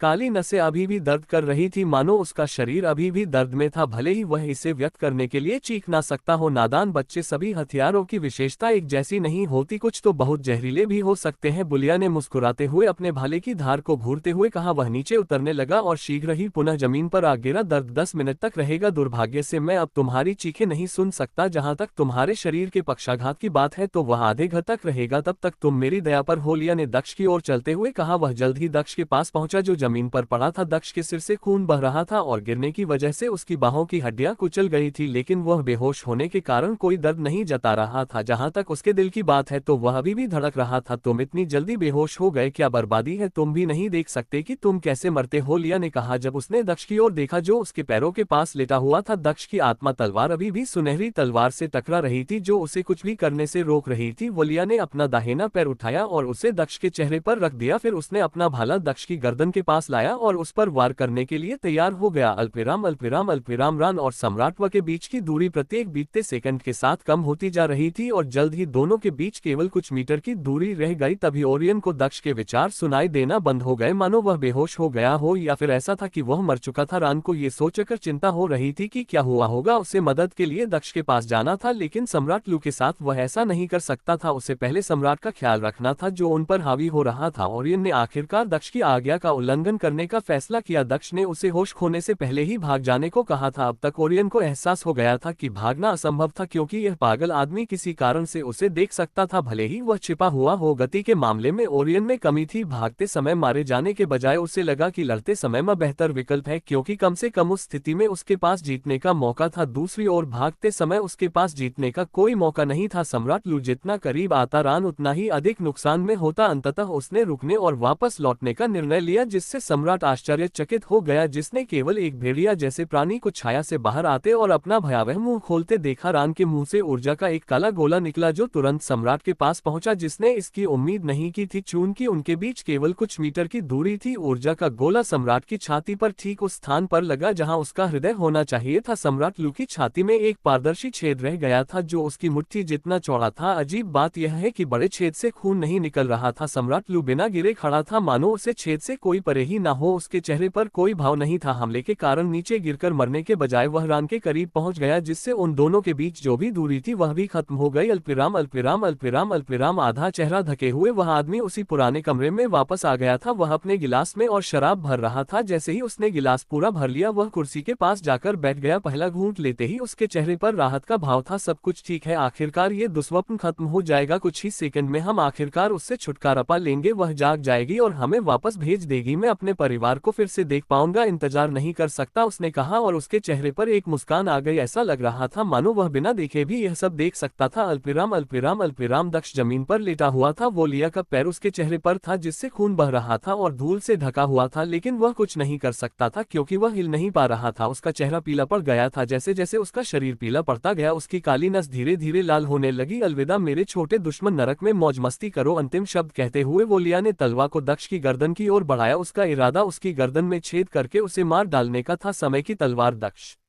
से लगभग 5 मीटर की दूरी पर पड़ी थी, जो उसकी पहुंच से बाहर थी। भले ही वह जाग रहा हो, दुर्भाग्य से वह ये जानने के लिए भी जागा हुआ नहीं था कि क्या हो रहा है। भाला जितनी तेजी से हो सकता था दक्ष की पीठ के करीब आ गया। रुकना। जैसे ही भाला दक्ष को छेदने वाला था, वो याया ने पीछे से एक आवाज सुनी और रुक गया। यह आवाज किसी महिला की लग रही थी। वो लिया ने पीछे मुड़कर देखा कि वह कौन थी, लेकिन बाद में उसे एहसास हुआ कि वह एक मध्यम आयु वर्ग की महिला थी। कृपया मेरे दामाद को छोड़ दो, उसने कुछ भी गलत नहीं किया, हम बात कर सकते हैं। तुम क्या चाहते हो, बस हमें बताओ, महिला ने वुलिया से कहा। हाँ, पहले ससुर ने मुझे रोकने की कोशिश की और अब उसकी सास ऐसा करना चाहती है। अजीब है, लिया ने हंसते हुए कहा। उसे एहसास ही नहीं हुआ कि जब वह पीछे देख रहा था तो दक्ष की पलक हल्की सी झपक लगी, मानो उसे होश आ रहा हो। अल्पविराम। वोलिया ने धीरे से अपना हाथ हिलाया और सुनहरे प्रकाश से बना एक चाकू चलाया जो सम्राट लू की पत्नी के हृदय में जा लगा, जिससे उसकी तुरंत मृत्यु हो गई। रानी की आंखें बड़ी हो गई और वह जमीन पर गिर पड़ी था। तुरंत ही उसकी मृत्यु हो गई। उसने सोचा था कि वह अपने दामाद की मदद कर सकती है और मामले को सुलझा सकती है। दुर्भाग्य से वह पूरी तरह से गलत थी, क्योंकि वलिया ने उसकी बात सुनने की भी जहमत नहीं उठाई। हालांकि वह दक्ष की उस तरह से मदद नहीं कर पाए जैसा वह चाहती थी, लेकिन उसने अप्रत्यक्ष रूप से उसकी मदद की, क्योंकि ध्यान भटकने की वजह से दक्ष को ज्यादा समय मिल गया। ऐसा भी लगता है कि उसे होश आ रहा था। अल्पविराम अल्पविराम अल्पविराम अल्पविराम। तुम्हारे जानने वाले सभी लोग इतने परेशान क्यों हैं? वे मुझे हमेशा परेशान करते रहते हैं, वे तुम्हें चैन से मरने भी नहीं देंगे हैं ना। उसने सोचा और आह भरी। वह अभी वापस मुड़ने ही वाला था कि उसे कुछ अजीब सा महसूस हुआ। उसके पैरों के नीचे एक काली धुंध थी जो हर जगह फैल रही थी। धुंध देखकर उसे एहसास हुआ कि क्या हो रहा है। वह जल्दी से पीछे मुड़ा, ये देखने के लिए कि क्या उसका अनुमान सही था, और ऐसा ही निकला। वह देख सकता था कि दक्ष की आंखें खुली हुई थी। उसकी आंखें अपने सामान्य रंग में नहीं थी, इसके बजाय वे पूरी तरह काली थी। साथ ही उसके आसपास की सामान्य आभा गायब हो गई थी। इसके बजाय उसके चारों ओर एक बहुत अधिक भयावह आभा थी जो काली नसें सूज गई थी और दक्ष को लकवाग्रस्त बनाए हुए था। वे सामान्य होने लगी तथा उसके शरीर का पीला रंग फीका पड़ने होने लगा क्योंकि रक्त का प्रवाह एक बार फिर शुरू हो गया था। पक्षाघात दूर हो गया था। यह महसूस करते हुए कि दक्ष ऊपर है, वोलिया ने जल्दी से अपना भाला आगे बढ़ाया। हालांकि इस बार चीजें अलग थी क्योंकि भाला दक्ष तक भी नहीं पहुंच पाया था और वोलिया को पीछे फेंक दिया गया था। दक्ष के शरीर से ऊर्जा की एक लहर निकली जो शूलिन की विशेष ऊर्जा तर से कुछ हद तक मिलती जुलती थी। फर्क सिर्फ इतना था कि शूलिन की ऊर्जा तरंग ज्यादा चमकीली थी जबकि इस बार दक्ष की ऊर्जा तरंग ज्यादा गहरी थी। ऊर्जा तरंग ने वोलिया को अपनी पकड़ में ले लिया और उसे पीछे फेंक दिया जिससे हमला रुक गया। भाव शून्य। दक्ष जैसे ही ऊपर उठा वह हवा में तैरने लगा। अल्पविराम अल्पविराम अल्पविराम अल्पविराम। दक्ष जागो बेवकूफ, वह तुम्हें मार डालेगा। कि दक्ष बेहोश हो चुका था। जून उसे जगाने में मदद करने के लिए मन ही मन चिल्ला रहा था लेकिन वह काम नहीं कर रहा था। जैसे ही उसने वोलिया के भाले को उसकी गर्दन के करीब आते देखा उसे एहसास हुआ कि बहुत देर हो चुकी थी। दक्ष मर चुका था, सब कुछ खत्म हो चुका था। सौभाग्य से यही वह समय था जब दक्ष की सास ने हस्तक्षेप किया। दक्ष के लिए एक और मौका देखकर वह फिर से चिल्लाने लगी, उठो कमीने, कृपया उठो, अगर तुम नहीं जागे तो हम दोनों मर जाएंगे। वह पूरी ताकत से चिल्लाया। आश्चर्य की बात यह है कि इस बार उसकी चीखें काम कर गई और दक्ष की पलकें झपक लगी। उसे होश आ रहा था। अच्छा जागो, अगर तुम नहीं जागे तो तुम मर जाओगे, जल्दी करो, जून ने दक्ष से कहा। जैसे ही दक्ष का दिमाग एक बार फिर सक्रिय हुआ वह उसकी बातें सुनने और समझने में सक्षम हो गया। उसने जल्दी से अपनी आंखें खोली और दूरी बनाने के लिए खड़े होने की कोशिश की। जून, मैं हिल नहीं सकता, ये भयानक पक्षाघात में जीवन देने वाली गोलियां भी नहीं खा सकता। उसने अपने विचारों के माध्यम से जून से कहा, मुझे लगता है कि जीवन देने वाली गोलियां भी तुम्हारी मदद नहीं कर सकती, तुम्हें अगले ही पल उठ जाना होगा, नहीं तो वह तुम्हें मार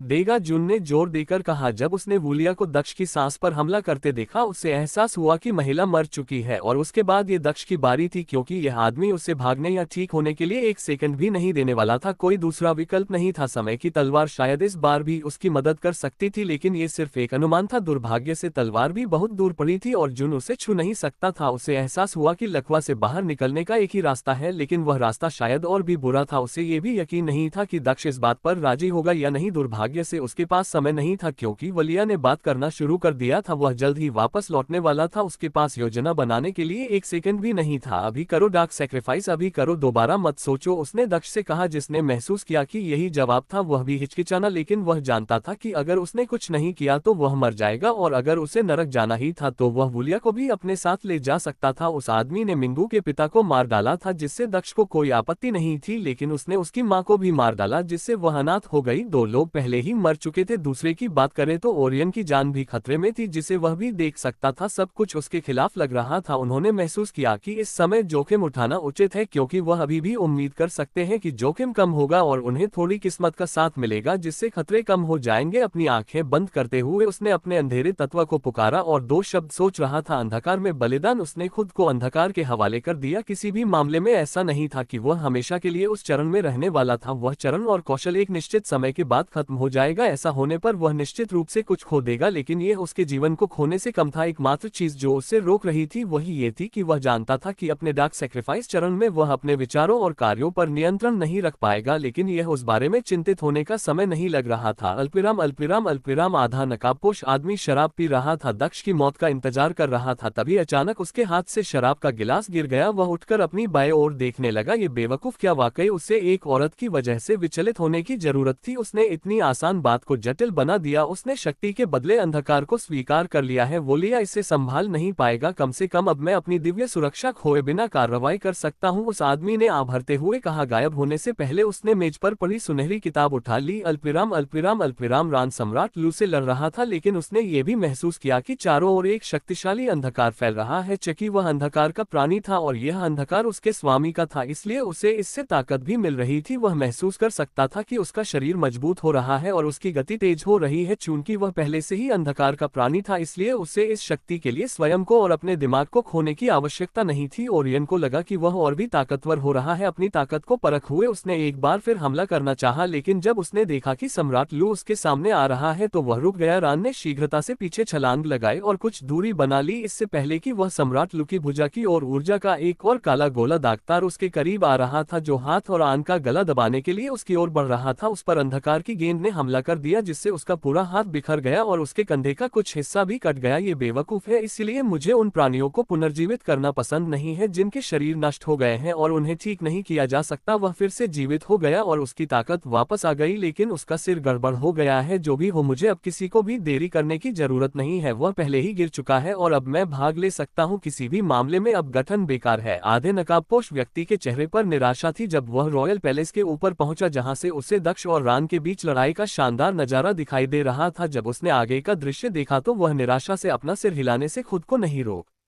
सका। यहाँ तक पहुँचने में उसे केवल कुछ ही क्षण लगे थे, लेकिन इतना समय दक्ष के लिए वुलिया को बाहर निकालने के लिए पर्याप्त था। काली आंखों वाला दक्ष इतना क्रोधित था कि जैसे ही वह वुलिया को पीछे फेंकते हुए उठा, वह उसके पास आया और अपना खुला हाथ वुलिया के गले के अंदर डाल दिया, उसी तरह जैसे वह दक्ष को मारना चाहता था। गलिया के पास खड़े होने का भी समय नहीं था, क्योंकि उसने देखा कि दक्ष का हाथ उसके गले में घुस गया था। यह आदमी कैसा था? ऐसा लग रहा था जैसे दक्ष टेलीप हो रहा था, जो आश्चर्यजनक था। यह आदमी टेलीप कैसे कर सकता है? गठन अभी भी बरकरार था। उन्होंने यह महसूस नहीं किया कि यह रचना अभी भी चल रही थी, लेकिन निष्क्रिय हो गई थी, क्योंकि अंतरिक्ष अचानक बहुत अस्थिर हो गया था। अल्पविराम डार्क सैक्रिफाइस के बाद दक्ष का डार्क तत्व बहुत मजबूत हो गया था। यह मूलतः ऐसा था मानो वह वास्तव में एक स्वर्गीय दानव था, क्योंकि उन दोनों की विशेषताएं समान थी। दक्ष को नहीं पता था कि उसने जो डार्क सैक्रिफाइस इस्तेमाल किया था वह स्वर्गीय राक्षसों से ही आया था। उन्हें ऐसे बुनियादी संरचनाओं से नहीं रोका जा सकता था, और यही बात अब दक्ष के लिए भी सच थी। फर्क से सिर्फ इतना था कि स्वर्गीय दानवों ने जब भी इसका इस्तेमाल किया तो उनके सिर पर उनका नियंत्रण था। नश्वर होने के कारण दक्ष के पास उनके जितने फायदे नहीं थे। दक्ष न तो इस कौशल का उपयोग करने के नकारात्मक प्रभाव से बच सकता था और न ही इस कौशल का उपयोग करने के तरीके पर नियंत्रण रख सकता था। लेकिन अब जब उसने कौशल का उपयोग कर लिया था तो उसे इसकी परवाह नहीं थी। उसे बस अपनी शक्तियों का उपयोग करने की चिंता थी, जब तक कि वह संतुष्ट न हो जाए। अल्पविराम अल्पविराम अल्पविराम अमर दुनिया। यह एक ऐसी दुनिया थी जहां सबसे शक्तिशाली मनुष्य रहते थे। नश्वर दुनिया से कोई तभी जा सकता था जब उसकी साधना संत क्षेत्र से अधिक हो। यही कारण था कि संत क्षेत्र से ऊपर के क्षेत्र में पहुंचने वाले सभी लोगों ने अमर दुनिया में जीवन को ऊपर उठाने और स्थापित करने का विकल्प चुना। अमर दुनिया का आकर्षण इतना अधिक था कि उसे छोड़ होना संभव नहीं था। अमर विश्व अमर संसाधनों से समृद्ध था, जो साधकों की शक्ति को बढ़ा सकता था, जिसके कारण उनकी साधना के बढ़ने की भी बेहतर संभावना थी। अमर दुनिया की ई को भी मूल ऊर्जा की एक छोटी मात्रा द्वारा पोषित किया गया था, जिसका उपयोग स्वर्गीय योद्धा करते थे। भले ही मनुष्य उस ऊर्जा का उपयोग नहीं कर सकते थे, फिर भी क्यूई जो इससे पोषित थी उनके लिए मददगार थी। ऐसा कहा जाता था कि यदि कोई संत से ऊंचे क्षेत्र में प्रवेश करता है तो उसकी साधना उस स्थान से प्रभावित होती है। यदि वे नश्वर क्षेत्र में रहते तो उनकी साधना अमर दुनिया में रहने की तुलना में कम से कम 1000 गुना धीमी होती। इसके अलावा यदि वे पीछे रह जाते तो उन्हें खजाने पाने और अमर क्षेत्र में अपने परिवारों को स्थापित करने का मौका नहीं मिल सकता था। यद्यपि अमर क्षेत्र एक बड़ा विश्व था, फिर भी यह 4 प्रमुख भागों में विभाजित था, जिनमें से प्रत्येक का एक सम्राट था। दक्षिण, पूर्व, पश्चिम और उत्तर। अल्पविराम इन 4 भागों के 4 सम्राट इस दुनिया के शासक थे। चारों में से भी उत्तरी सम्राट को सबसे शक्तिशाली कहा जाता था, क्योंकि उसने मनुष्य के लिए संभव उच्चतम साधना प्राप्त कर ली थी। बाकी लोग उत्तरी सम्राट से बस थोड़ा ही पीछे थे। आधे साम्राज्य पर स्वर्गीय क्षेत्र का नियंत्रण था, बाकी साम्राज्य पर स्वर्गीय राक्षसों का नियंत्रण था। स्वर्गीय योद्धा और स्वर्गीय दानव मूलतः सभी नश्वर संसार पर शासन करते थे, लेकिन उन्होंने वास्तव में इन स्थानों पर शासन करने की जहमत नहीं उठाए। इसके बजाय उन्होंने अमर लोक को मध्यस्थ के रूप में इस्तेमाल किया ताकि शब्दों को नियंत्रित किया जा सके, जबकि उनका ध्यान अधिक महत्वपूर्ण चीजों पर केंद्रित रहे। स्वर्गीय लोगों ने केवल एक ही काम किया था, वह था कुछ निश्चित नियम बनाना जिनके माध्यम से अमरलोक को उनके लिए शासन करना था। उत्तरी और दक्षिणी सम्राटों ने अमर क्षेत्र के अपने हिस्से को नियंत्रित करने के लिए स्वर्गीय योद्धाओं के साथ काम किया। पूर्वी और पश्चिमी सम्राटों के लिए उन्होंने स्वर्गीय राक्षसों के लिए काम किया, दुनिया के अपने हिस्से को नियंत्रित किया। ऊपरी दुनिया ने बहुत ज्यादा नियम नहीं बनाए हैं, लेकिन जो नियम बनाए गए थे उनमें सबसे बड़ा नियम यह था कि उनके दुश्मन के वंश का कोई भी व्यक्ति वहां पैर नहीं रख सकता था। अगर उस नियम का उल्लंघन किया जाता और पता चल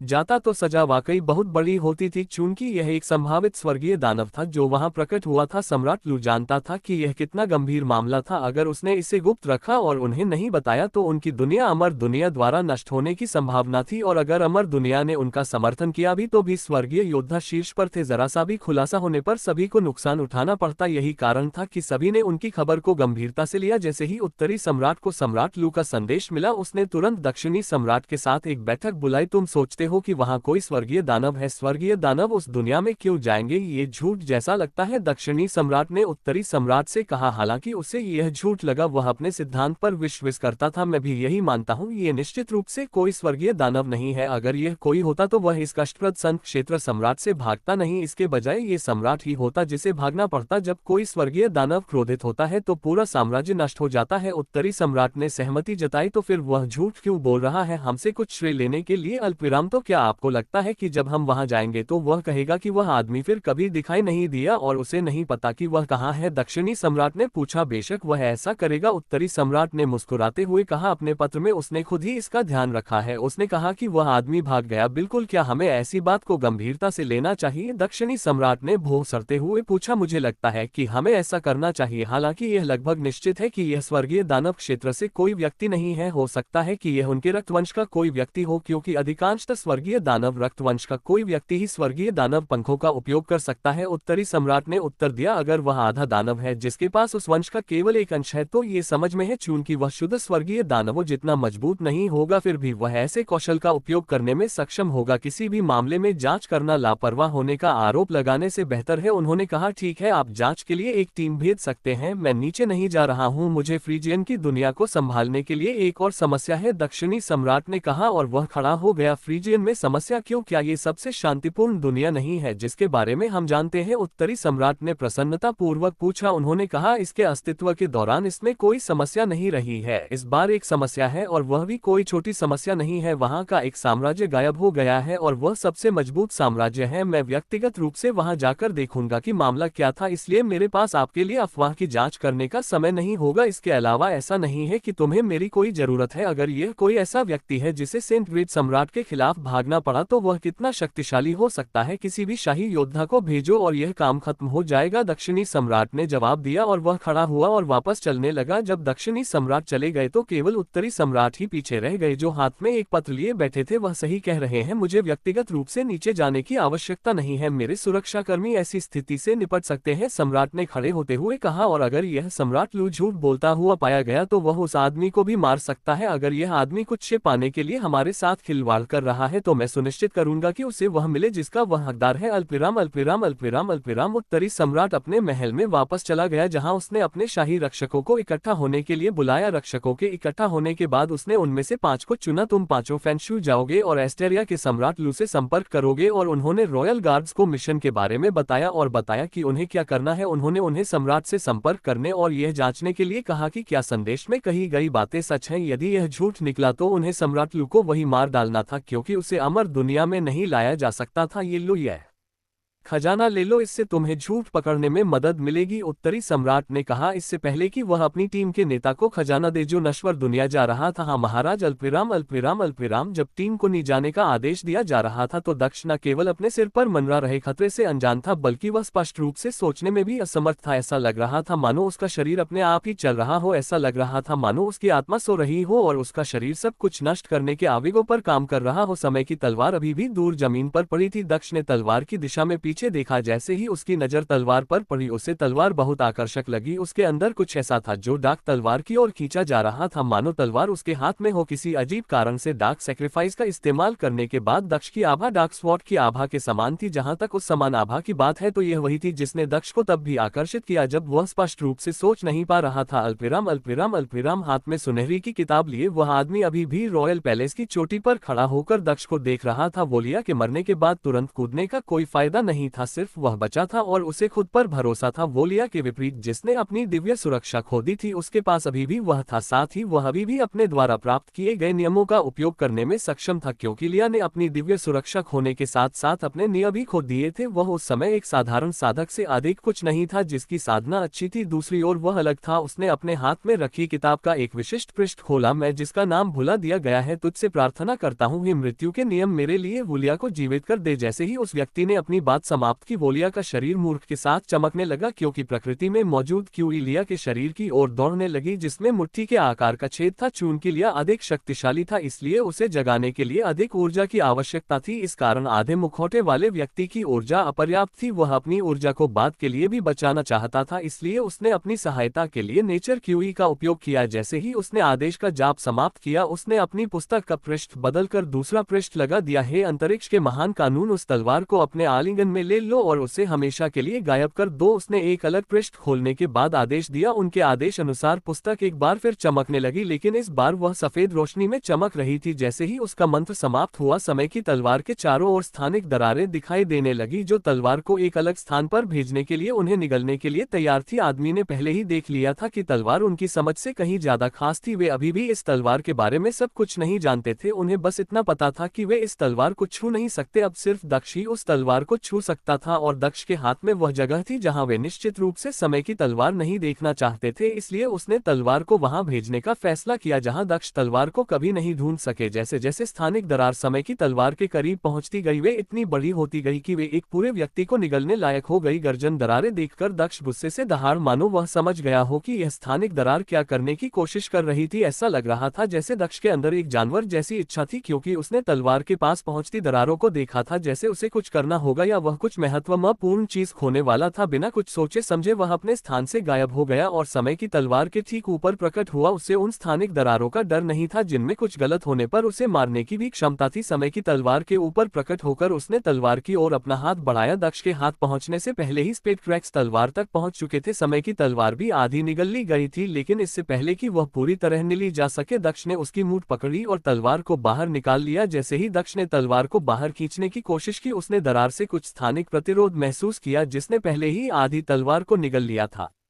दुर्भाग्य से प्रतिरोध उसके खिलाफ निरर्थक साबित हुआ। न केवल दक्ष ने समय की तलवार निकाली बल्कि वह तलवार के साथ गायब भी हो गया। ये सब वूलिया के वास्तव में जागने से पहले ही हो गया। जहां तक शेष स्थानिक दरारों का प्रश्न है जो दक्ष की ओर आ रही थी वहां विभिन्न स्थानिक दरारें प्रतीत हो रही थी जो अधिक गहरी थी और जो उन्हें रोक रही थी। इन्हें दक्ष ने अपने शरीर को स्थानिक दरारों से सुरक्षित रखने के लिए डाला था क्योंकि उसने समय की तलवार उठा ली थी। यद्यपि उसके विचार उलझे हुए थे और अंधेरे बलिदान के बाद उसका अपने शरीर पर कोई नियंत्रण नहीं था फिर भी जीवित रहने की भावना अभी भी थी जिसने उसे सही समय पर सही निर्णय लेने में मदद की जिससे वह स्थानिक दरारों से सुरक्षित रहा। तलवार मिलने के बाद दक्ष गायब हो गया लेकिन वह भागा नहीं, वह दूर भी लीपोड नहीं हुआ। इसके बजाय वह वूलिया के ठीक पीछे टेलीप हुआ जो अभी अभी होश में आया था। भले ही वूलिया जाग गया था फिर भी वह पहले जैसा नहीं था। वह सम्राट लू की तरह था जो जागने के बाद कठपुतली बन गया था। उनका शरीर बहुत मजबूत था इसलिए उसे बहुत ज्यादा ऊर्जा की जरूरत थी। दुर्भाग्य से जितनी ऊर्जा की जरूरत थी वह थोड़ी ज्यादा थी। यद्यपि लिया जाग चुका था फिर भी वह चलने और कुछ भी करने में सक्षम नहीं था क्योंकि जागृति को पूर्ण करने के लिए ऊर्जा अभी भी उसके शरीर में प्रवेश कर रही थी। जहां तक तलवार पाने की बात है उसे प्राप्त करने के तुरंत बाद दक्ष वूलिया के पीछे उस पर हमला करने के लिए गया। वह नहीं जानता था कि उसका समय कितना सही था क्योंकि उसकी वापसी लगभग पूरी हो चुकी थी। जैसे ही दक्ष की समय की तलवार वूलिया के गले की ओर बढ़ी उसमें पहले से ही छेद हो चुका था। उसका इरादा उसे आधे में काटने का था। बस काफी है। एक शक्तिशाली आवाज आसपास गूंजी जिसके बाद एक अर्ध पारदर्शी अवरोध वूलिया के सामने आ गया जिसने हमले और उसके बीच एक अवरोध पैदा कर दिया। हालांकि दक्ष ने वह आवाज सुनी जो चारों दिशाओं से आती हुई प्रतीत हो रही थी फिर भी उसने अपना हमला नहीं रोका और अपनी तलवार घुमाना जारी रखा। समय की तलवार अवरोध पर गिरी जिसने थोड़ा प्रतिरोध तो किया लेकिन वह ज्यादा देर तक नहीं टिक सका। वह पूरी तरह से गायब होने से पहले टुकड़ों में बिखर गई। जहां तक तलवार का सवाल है वह रुकी नहीं और उसने वो लिया कि सिर को उसके शरीर से अलग कर दिया। अल्पविराम अल्पविराम अल्पविराम। वह तलवार अपने मजबूत अवरोध को इतनी आसानी से टूटता देख आधा नकाबपोश आदमी बहुत हैरान हुआ। वह उतना ही परेशान भी हुआ। न केवल उसका अवरोध टूट गया बल्कि जिस कठपुतली पर उसने इतनी ऊर्जा खर्च की थी वह भी नष्ट हो गई। प्रत्येक बीतते सेकंड के साथ तलवार अधिकाधिक भयावह साबित हो रही थी। जहां तक उसका सवाल है वह तो युद्ध में कूदना चाहता था लेकिन उसने अभी तक ऐसा नहीं किया क्योंकि उसे पहले कुछ करना था। उसके पास भाग्य का संरक्षण था और अब जबकि दक्ष को अंधकार ने निगल लिया था उसे अपनी सुरक्षा खोए बिना कूदने की अनुमति थी। लेकिन व्यक्तिगत रूप से लड़ने से पहले उसे भाग्य का आशीर्वाद लेना आवश्यक था। इसके अलावा उसे अपनी अपने शत्रु की उपस्थिति में ऐसा करना था, इसलिए वह अपने स्थान पर तैयारी करने के बजाय इतनी जल्दी में यहाँ आ गया। भले ही वह यहाँ दिखाई दिया, लेकिन उसने रॉयल पैलेस के ऊपर दिखाई देने पर भी सीमा से बाहर न होने के लिए यथासंभव दूरी बनाए रखी और दक्ष को व्यस्त रखने के लिए उसने वोलिया को भी सामने लाया। लेकिन वह योजना भी विफल रही, क्योंकि दक्ष ने उसके पूरी तरह से जागने से पहले ही कार्रवाई कर दी। मुझे वास्तव में भाग लेने से पहले अभी भी 20 सेकंड की आवश्यकता है। जहां तक उसका सवाल है, मुझे उम्मीद है कि वह उन 20 सेकंड में टेलीप नहीं हो जाएगा। उसे ढूंढना एक गड़बड़ होगी, आदमी ने बड़बड़ा हुए कहा, जबकि उसने अपनी भुजाएं आकाश में उठाई हुई थी। ऐसा लग रहा था कि वह किसी रहस्यमय ऊर्जा को अवशोषित कर रहा था जो आकाश से नीचे आ रही थी। उसने वोलिया को अधिक समय देने के लिए उसकी रक्षा करने की कोशिश की थी, लेकिन उसका अवरोध एक सामान्य कांच की दीवार से अधिक प्रभावी साबित नहीं हुआ। अल्पिराम अल्पिराम अल्पिराम। दक्ष ने एक बार फिर लिया को मार डाला, उसके शरीर को अलग कर दिया, लेकिन वह फिर यही नहीं रुका। इससे पहले कि वोलिया का शरीर जमीन पर गिर पाता, दक्ष ने कुछ ही सेकंड में अपनी समय की तलवार से 1000 बार वार किया, जिससे उसका शरीर 1000 टुकड़ों में कट गया। वे सभी टुकड़े जमीन पर गिर गए। इस बार किसी के लिए भी उसे वापस लाना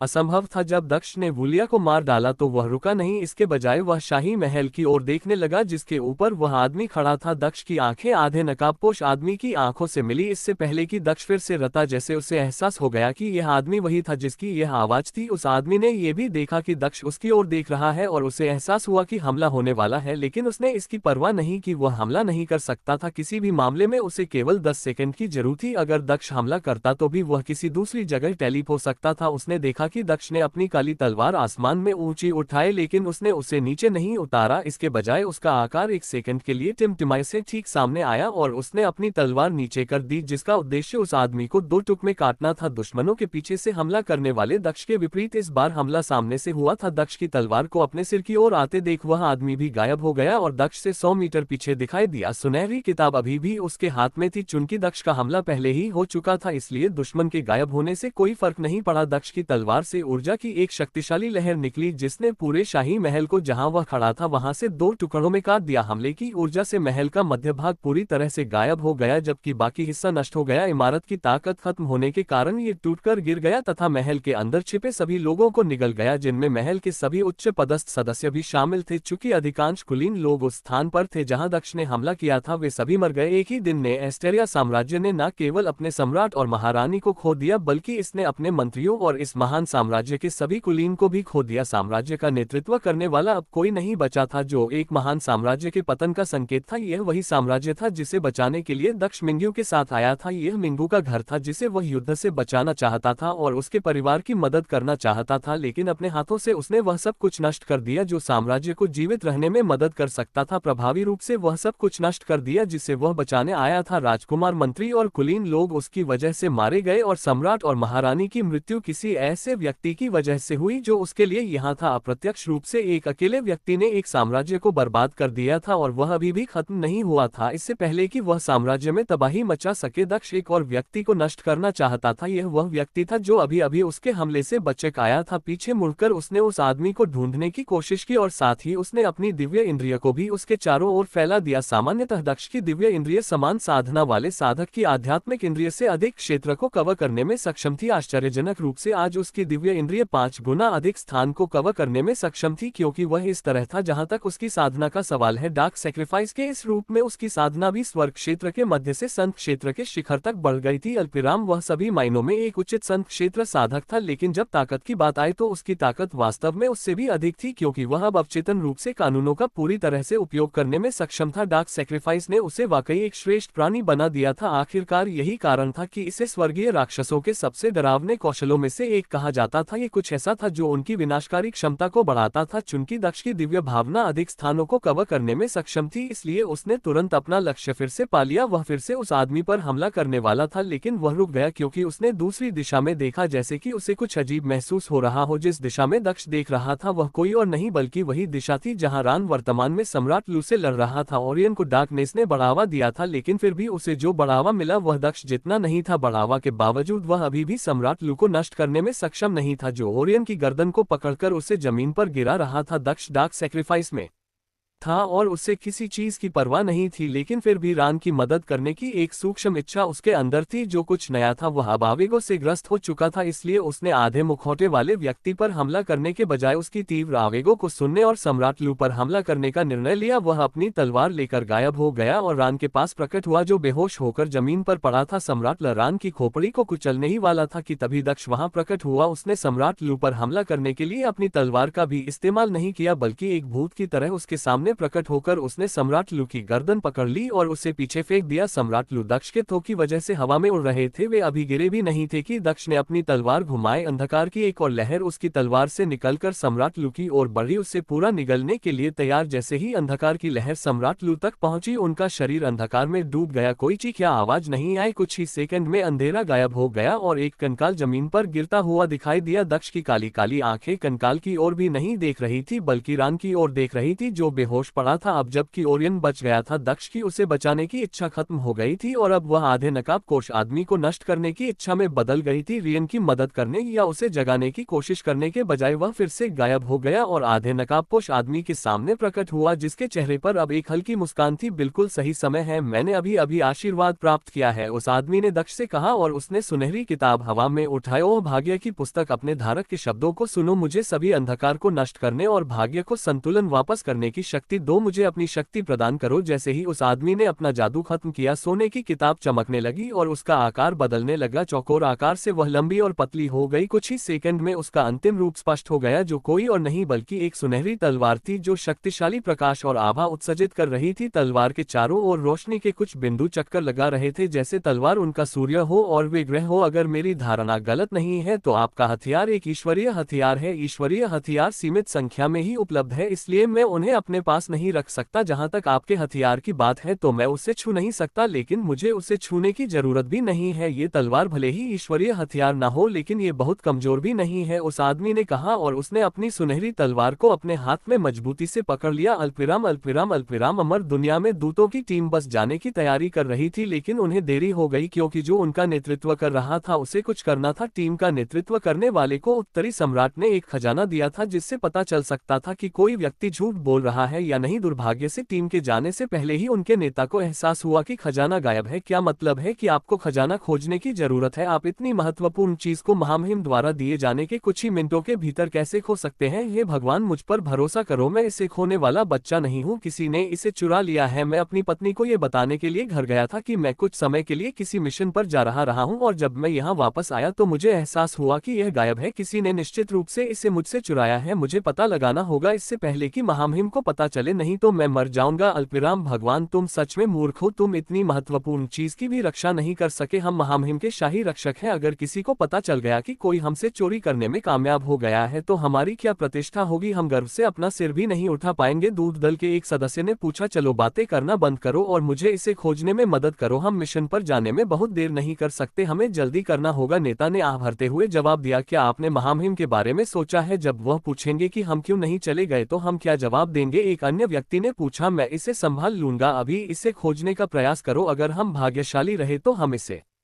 कुछ ही घंटों में ढूंढ लेंगे। नेता ने उत्तर दिया, हम इसे कुछ ही घंटों में कैसे खोज लेंगे? क्या आप जानते हैं कि यह किसने किया? मुझे यकीन नहीं है, इसलिए मुझे आपकी मदद की जरूरत होगी। अल्पविराम अल्पविराम अल्पविराम। जबकि अमर दुनिया के दूत स्वयं को एक समस्या में पाते थे, वहीं एक अन्य व्यक्ति था जो अमर क्षेत्र का आनंद ले रहा था। हा, बहुत बढ़िया खजाना, मुझे आश्चर्य है कि एक गार्ड जैसा कोई व्यक्ति इसे अपने पास रख सकता है। एक आदमी अमर साम्राज्य के उत्तरी साम्राज्य की सड़कों पर हाथ में एक खजाना लेकर घूम रहा था। यह वही खजाना था जिसे उसने हाल ही में रॉयल गार्ड से चुराया था। वह व्यक्ति अमर दुनिया का सबसे बड़ा चोर माना जाता था, जिसे अमर दुनिया के लगभग सभी साम चाहते थे। इतना वांछित होने के बावजूद वह न केवल छिपने में कामयाब रहा, बल्कि वह बिना किसी डर के स्वतंत्र रूप से घूमने में भी सक्षम था, और यह सब इसलिए क्योंकि वास्तव में किसी ने उसे नहीं देखा था। उसके पास कई खजाने थे जो उसे अपनी पहचान गुप्त रखते हुए चोरी करने में मदद करते थे। इतने बड़े खजाने होने के बावजूद उसने कभी भी अमर दुनिया के 4 महान सम्राटों से चोरी करने की हिम्मत नहीं की, कम से कम तब तो नहीं जब वे शाही महल में मौजूद थे। वह चारों सम्राटों से जितना हो सके उतना दूर रहना चाहता था। केवल एक बार ऐसा हुआ जब उसने चारों सम्राटों में से एक के यहाँ से चोरी की। दक्षिणी सम्राट एकमात्र महान सम्राट था जिसका खजाना चोरी हो गया था, लेकिन ये भी तब हुआ जब वह न केवल शाही महल से बाहर था बल्कि दक्षिणी साम्राज्य से भी बाहर था। ये ठीक 20 साल पहले की बात है जब चारों सम्राटों ने कुछ खास कारणों से मिलने का फैसला किया था। बैठक स्थल के लिए पूर्वी सम्राट को चुना गया। जब सम्राट वापस लौटा तो उसे चोरी के बारे में पता चला। वह इस बात से बहुत क्रोधित हुआ कि सम्राटों ने उसका मजाक उड़ाया क्योंकि वह अकेला ही लूटा गया था। यह महसूस करते हुए कि दक्षिणी सम्राट उसे पूरी तरह से मरवाना चाहता था, उस व्यक्ति ने कभी भी दक्षिणी साम्राज्य के अंदर कदम रखने की हिम्मत नहीं की। हालांकि वह जानता था कि जब तक वह शाही शहर से दूर रहेगा तब तक वह जीवित रह सकता है। जब वह सड़कों पर चल रहा था तो उसने देखा कि सुरक्षा गार्ड उसकी ओर आ रहे थे और संदिग्ध दिखने वाले हर व्यक्ति की जांच कर रहे थे। दिलचस्प है, तलाशी शुरू हो चुकी है। काले बालों वाला चोर मुस्कुराते हुए बोला। पीछे मुड़कर भागने या छिपने की कोशिश करने के बजाय वह सीधे की ओर चला गया। माफ करें, मुझे मदद चाहिए। चूंकि आप लोगों की तलाश कर रहे हैं तो क्या आप मेरी भी मदद कर सकते हैं? किसी ने मेरी अंगूठी चुरा ली है, इसमें मेरी पूरी जिंदगी की कमाई थी, कृपया इसे ढूंढने में मेरी मदद करें। यह एक लाल रंग की स्टोरेज अंगूठी थी। उसने से ऐसे चेहरे से कहा जिससे ऐसा लग रहा था कि वह किसी भी पर रो सकता है। चले जाओ, हम कुछ महत्वपूर्ण खोज रहे हैं। तुम्हारी अंगूठी और तुम्हारी जीवन भर की कमाई हमारी चिंता का विषय नहीं है। बाहर निकलो और मुझे परेशान करना बंद करो, प्रमुख गार्ड ने चोर से कहा। उसे यह एहसास नहीं था कि जिस आदमी को वह जाने के लिए कह रहा था वह कोई और नहीं बल्कि चोर ही था। लेकिन मैं तुम्हें चेतावनी देता